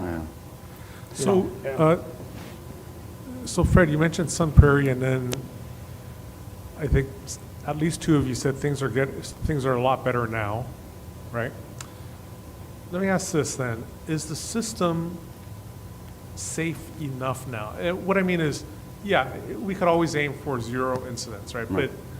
But is it safe enough versus to some of the other risks that we and call it the construction industry at large face? For example, vehicle accidents, right? Vehicle fatalities and stuff, right? So is the system safe enough?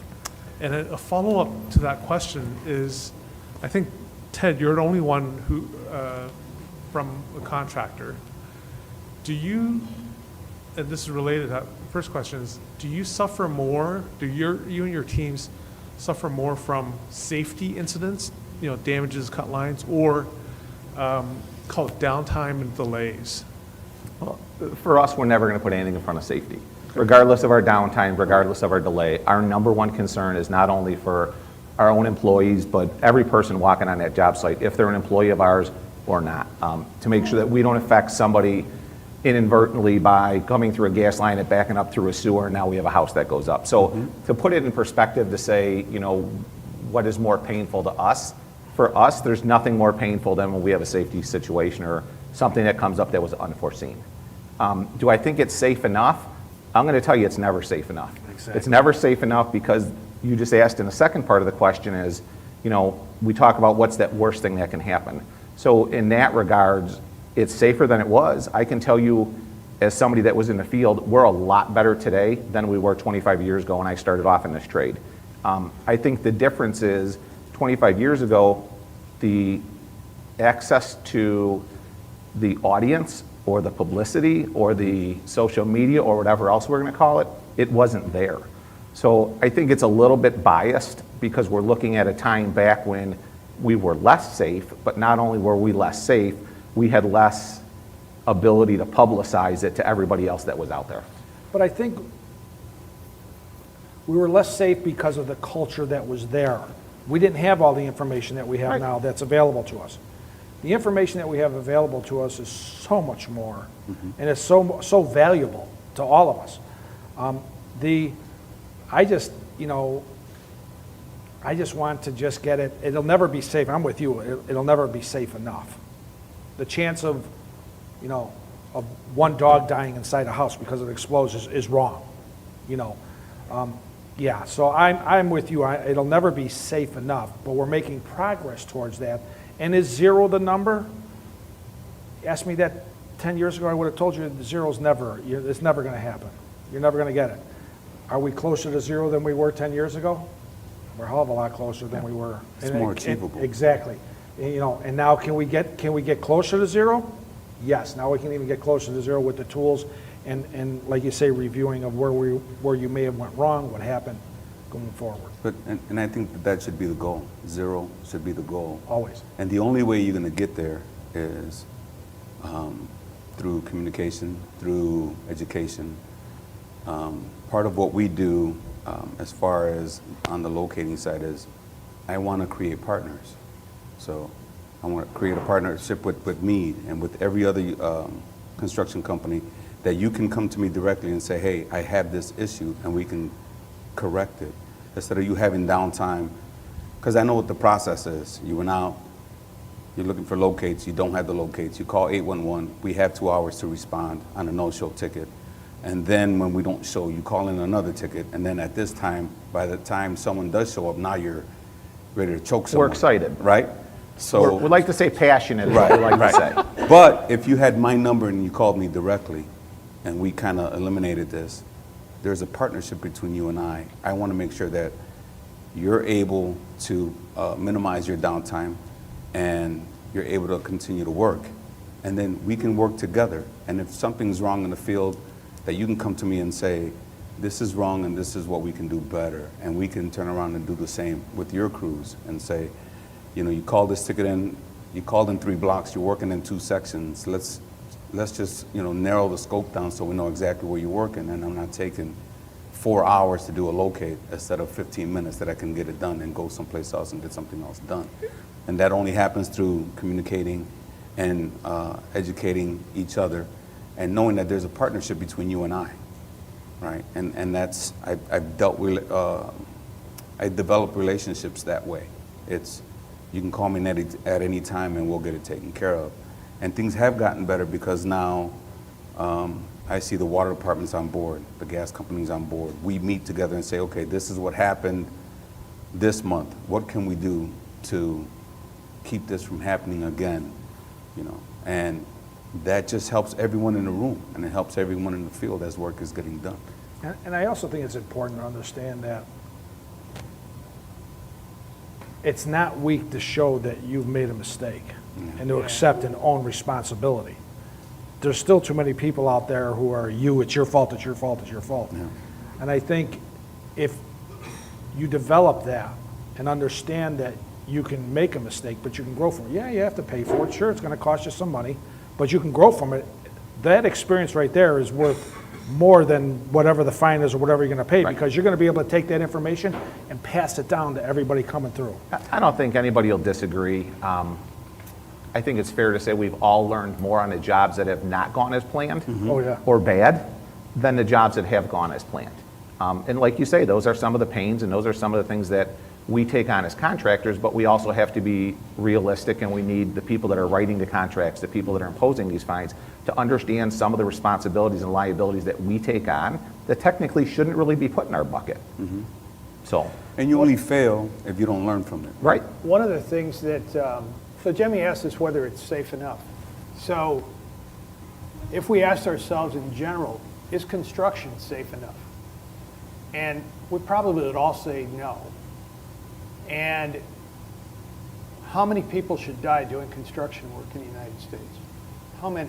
Going to work None. every day? Should be zero, Zero. right? Yeah. You know what the actual number is?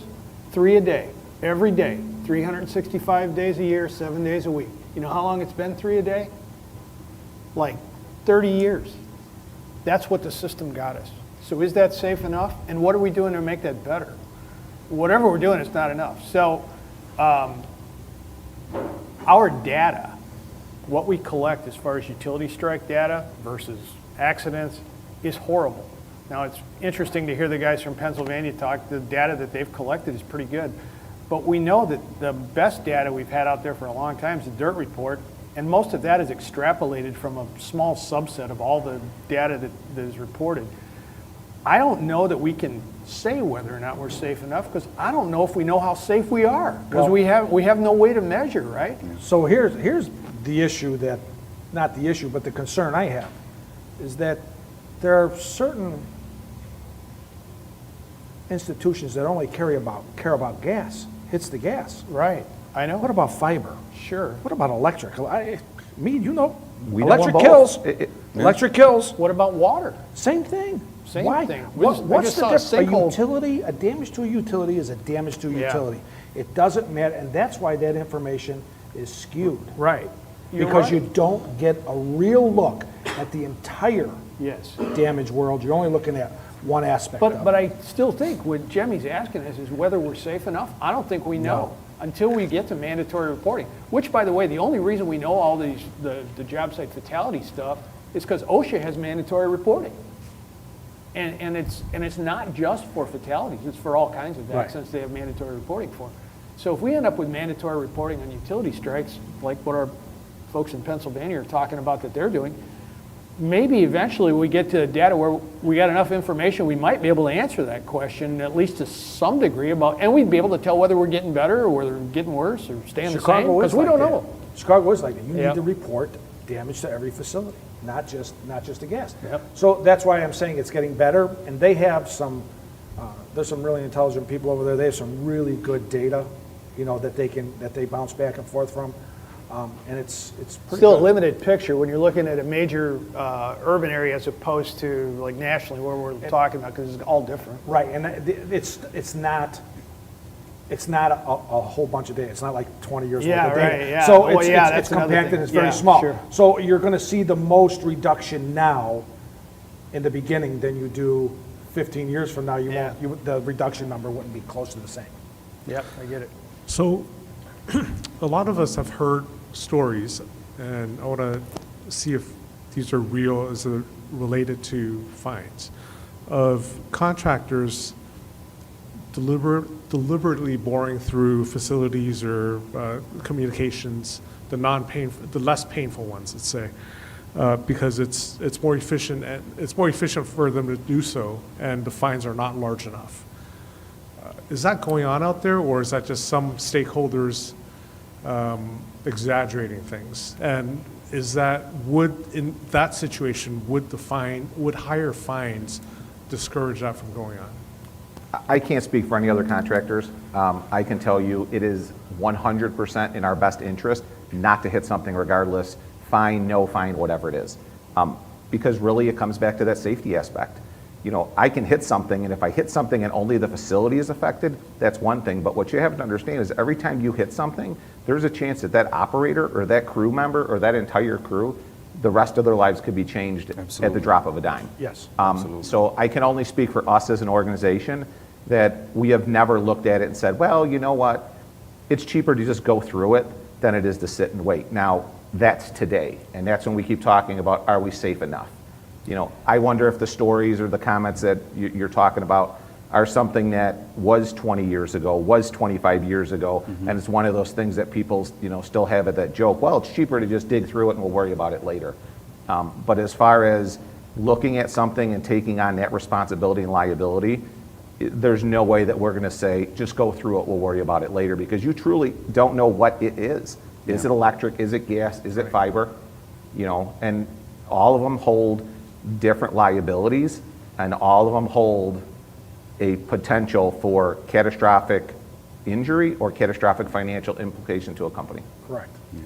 I think saying that somebody deliberately drills through something, that's not happening. But I think that there are small shops out there where they're getting paid to install fiber by the foot, and they find themselves in situations where they have to make a calculation about whether they should take another hour, 2 hours, remove concrete to see where this crossing is going to be. We know what happened in Canton, right? The Canton explosion was a guy and 3 employees, and he was going to have to take out a section of sidewalk to identify his gas line crossing.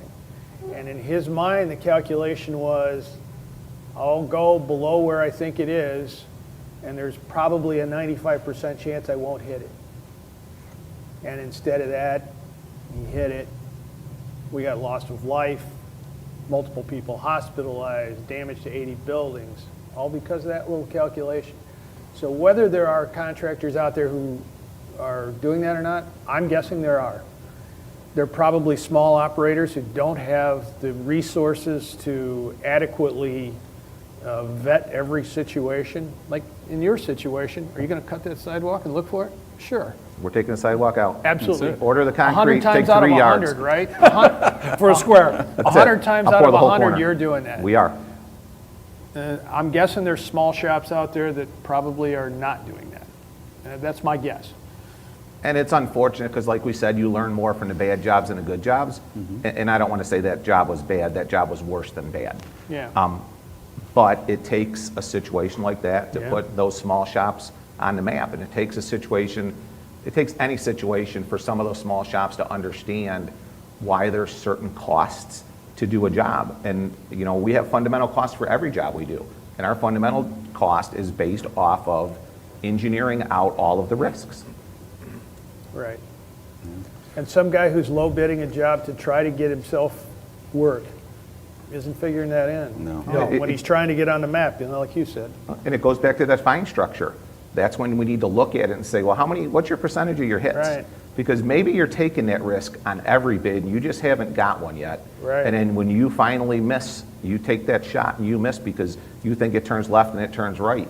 And you go through it. Maybe that's where the customers need to look at it, and they need to start putting some qualification-based, you know, statistics out there. The problem with that is that once it becomes habit forming, it's no longer a risk for you. You're right. It's just habit forming. Yeah. It's the way you do business. It's just the way you do it. It's just the way, and that's the problem that you face with a contractor like that. Now, The only thing, one of the things I will say is that the hardest thing that we have here in Chicago is that when we get new contractors that come in, who don't truly understand the permit process, the dig ticket process, the 48 hours, know you're not going to drill at 75 feet down, you know, to get your product in. You know, those are the things. But those are really readily remedied very quickly by the city. They're really, if you go to the city with your concerns, they'll pull the contractor and have a talk with them. So, you know, they're very positive, proactive with that on top of it as well. You know, and there's always going to be, I shouldn't say always, there's going to be some of those unforeseen circumstances to where we talked about pulling that square up. You pull that square up and you look at the bottom of it and it's in the bottom of the square. Right. Oh, yeah. You know, those are the I've seen things those that too. should be the exception, but for certain contractors, that's their expectation is, you know what, it doesn't matter where it is. Just put it in here, we're going to be out of here, and we just make sure that we don't come back to rehabilitate the block when we need to put new services in. So I think if we had the ability to better control the quality of construction, I think that would help us with the maintenance or the replacement portion of it, because not only do we know where it is, but we know it should be within the specifications of the depth. Correct. Yeah, you know, one of the other things you have that there are different, what would I say, different types of professional excavators. So you're, like you talked about, the thousands and thousands of dig tickets you call in.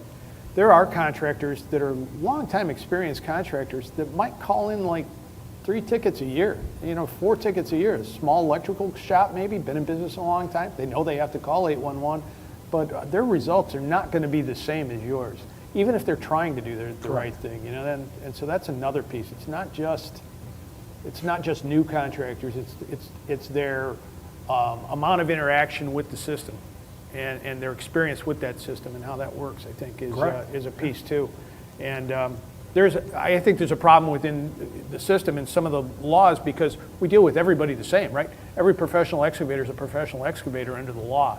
And boy, there is a broad range of Agreed. Of experience and the types of work they do. It's just not the same. Correct. So what I'm hearing is you all think contractors have enough incentive to not, you know, to work safely and not damage facilities.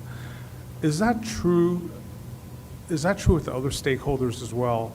Do the facility owners, the plant owners, and their, you know, if they outsource it, their locating contractors have enough incentives to perform, outside of fines, enough incentives to perform accurate on-time locates and so on? Like, do the other stakeholders in this ecosystem have what you all claim that contractors have, which is sufficient incentives to align their interests with safety?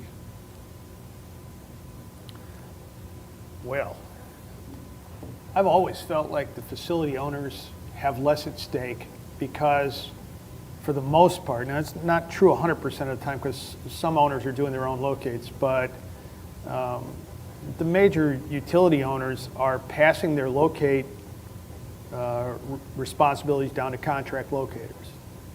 The conditions of the contract are that if there's a problem with the locate, that locating contractor is paying the cost associated with that. The damages that occur are paid by the contractor who makes it. It seems to me like the utility contractors themselves are very insulated from the potential loss. I don't know if that's true in 100% of the cases, and you can't blame them. In their risk management world, that's the way that works, right? You can pass that stuff downstream, so you do. And whether you're working for them or you're not, it's still going to fall to the contractor. And I don't think you're going to have a hard time finding a contractor or a contract locator who's going to complain about that, because they're not going to bite the hand that feeds them. But I think that's the way it goes. And I've heard a lot of people out here today talk about waiting for locates, not there, not coming. I don't know of a state that says, hey, we're only going to take 4,000 tickets today, or a one call, whatever. Right. If you get 4,000 tickets, you can still give me the call. it's no longer going to be a 48-hour wait, it's going to be a 72-hour wait. So as a locate company, how can you staff accordingly, plan for your work, when you have no idea what the work level is going to be or what's coming in? You can't. You can't. It's impossible. So, but everybody says, hey, nobody wants to share that information. Fiber companies don't want to share what they're putting in the ground. Other companies are regulated against the ICC here in the state for getting money to advance their programs. You don't know how much they're going to get, how much they're going to put in. So it's really a difficult situation. It's sort of like a balancing act of how you do it. Yeah, I think one of the things too is the responsibility for getting the locates done falls to the contract locator in so many cases, and I feel like the utilities are insulated from that too. Where there's a delay in a locate, is it USIC's fault or is it the gas company's fault when that locate didn't get done? But you're right; it's almost impossible to staff to meet some unknown demand in the future, and you know that's a really difficult thing. But I think some of the people that talked about today, why not simply deploy the locators to the excavator so that, you know, let the locator respond to the ticket that the excavator wants him to in real time. You know, there's some of that that's out there. It's not that the locates don't need to be done. But you're right. So it's not going to lower the work level. No. Not at all. No. But what it's, you know. Well, it might actually, because you might avoid some unnecessary locates because some guy's locating 10,000 feet when he knows he's only going to install 6 because he's got to be able to work somewhere. So, right. But, so, you know, as I said earlier today to somebody, I said, if you really want to minimize it, turn around and make a contractor remove all the paint that's there when they're done with their job. Yep. Then you don't That's a have good the, one. hey, I'm going to call in a whole block but only work a half a block. You know, yeah. I think it's a there's- free service, so it's at times it's abused. I'm not saying it's always Right. abused, but it's a free service and it's abused. And the thing you can see on Monday mornings. I'll tell you what, when I get home, I'll take a look at our ticket bin. I'll bet you I have a lot of no-shows out there today with the rain that we're experiencing today. And you know what? It's not a no-show. It's just somebody wants fresh marks because it rained and they might be faded. Right. But there is the situation to where the contract locator may have gone out and done that locate. You know, the excavator called in additional footages that they need because of the experience in this industry. There's a high probability that at some point on your project, you're going to run into something that was unforeseen and you're going to have a stand down. So at that point, when I'm standing down, I'm going to call in a couple more feet than I need because at that point, I know I have somewhere to go. I can't always be at fault of the contract locator. You know, maybe there was other environmental situations. Maybe we had bleed off. Maybe we had some abandoned stuff that came up. Maybe we had a situation where the plans were wrong. They looked at the plans and it wasn't clear of what the expectation was by the person that called in to locate. So I think it's hard to go back and point at a single point of failure in that situation because it all starts back at the integrity of the data and the ability to share that data for the people that are out there spraying paint. The other problem is that a ticket is a ticket. So you Yes, can call in yes. a full block and and someone else calls in a tree planting ticket. They're both the same. Right. You know, they're both a ticket.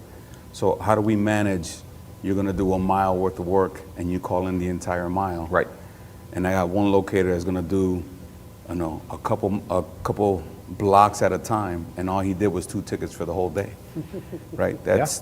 We're not, there has to be an incentive for the locating company that's doing that as well.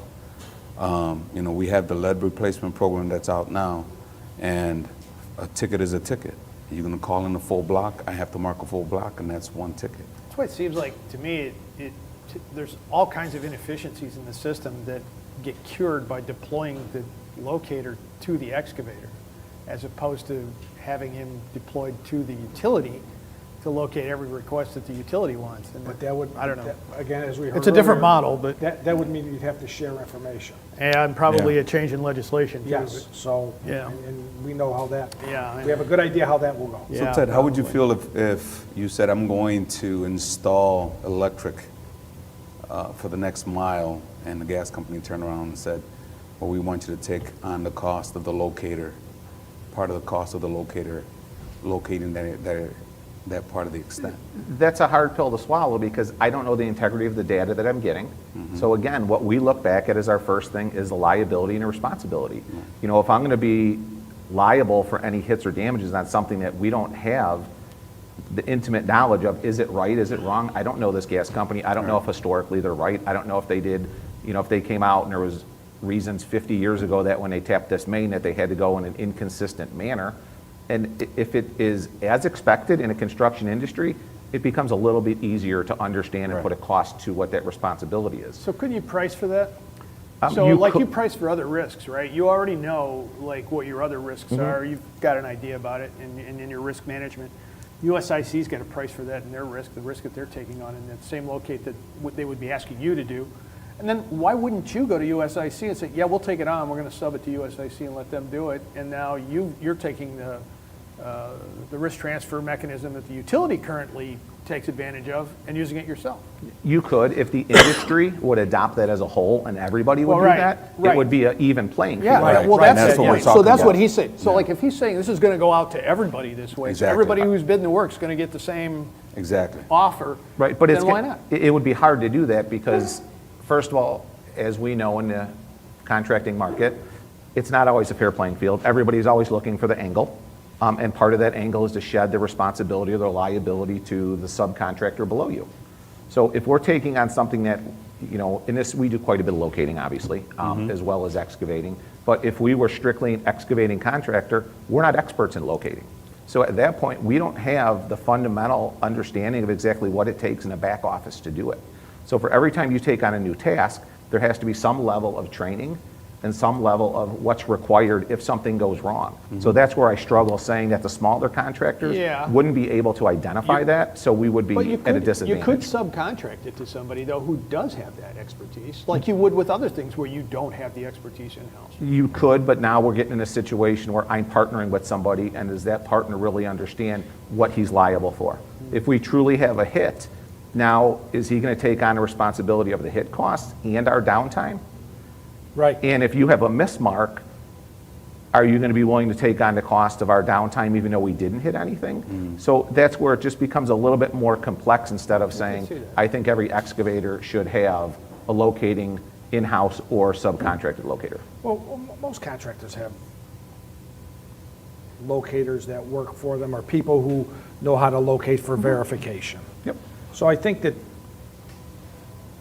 you guys are doing the best that you can do and doing the right thing. There's no doubt about it. Contract locating, I mean, utility owners just take that contract locator and what they're doing is that they're just pushing their risk off on them. Absolutely. That's really all it is. Yeah. Locating companies are just basically a modified insurance company That's for correct. the utility owner. That's correct. But it, you know, so, you know, I mean, they're doing the locates too. yeah, go without a doubt. We don't know how accurate they are, but they're doing them. Very true. And on that note, we're going to have to end it here. I want to thank all of the panelists. Can we give them a quick hand? And I want to thank Planet Underground and all the sponsors you see on the screen here, and HBK for hosting this great event, and everyone for watching it online. And everyone, we're going to dinner. That's why we stopped it here. But thank you all. Thank you, guys. Free drink. I appreciate it. Nice to meet you.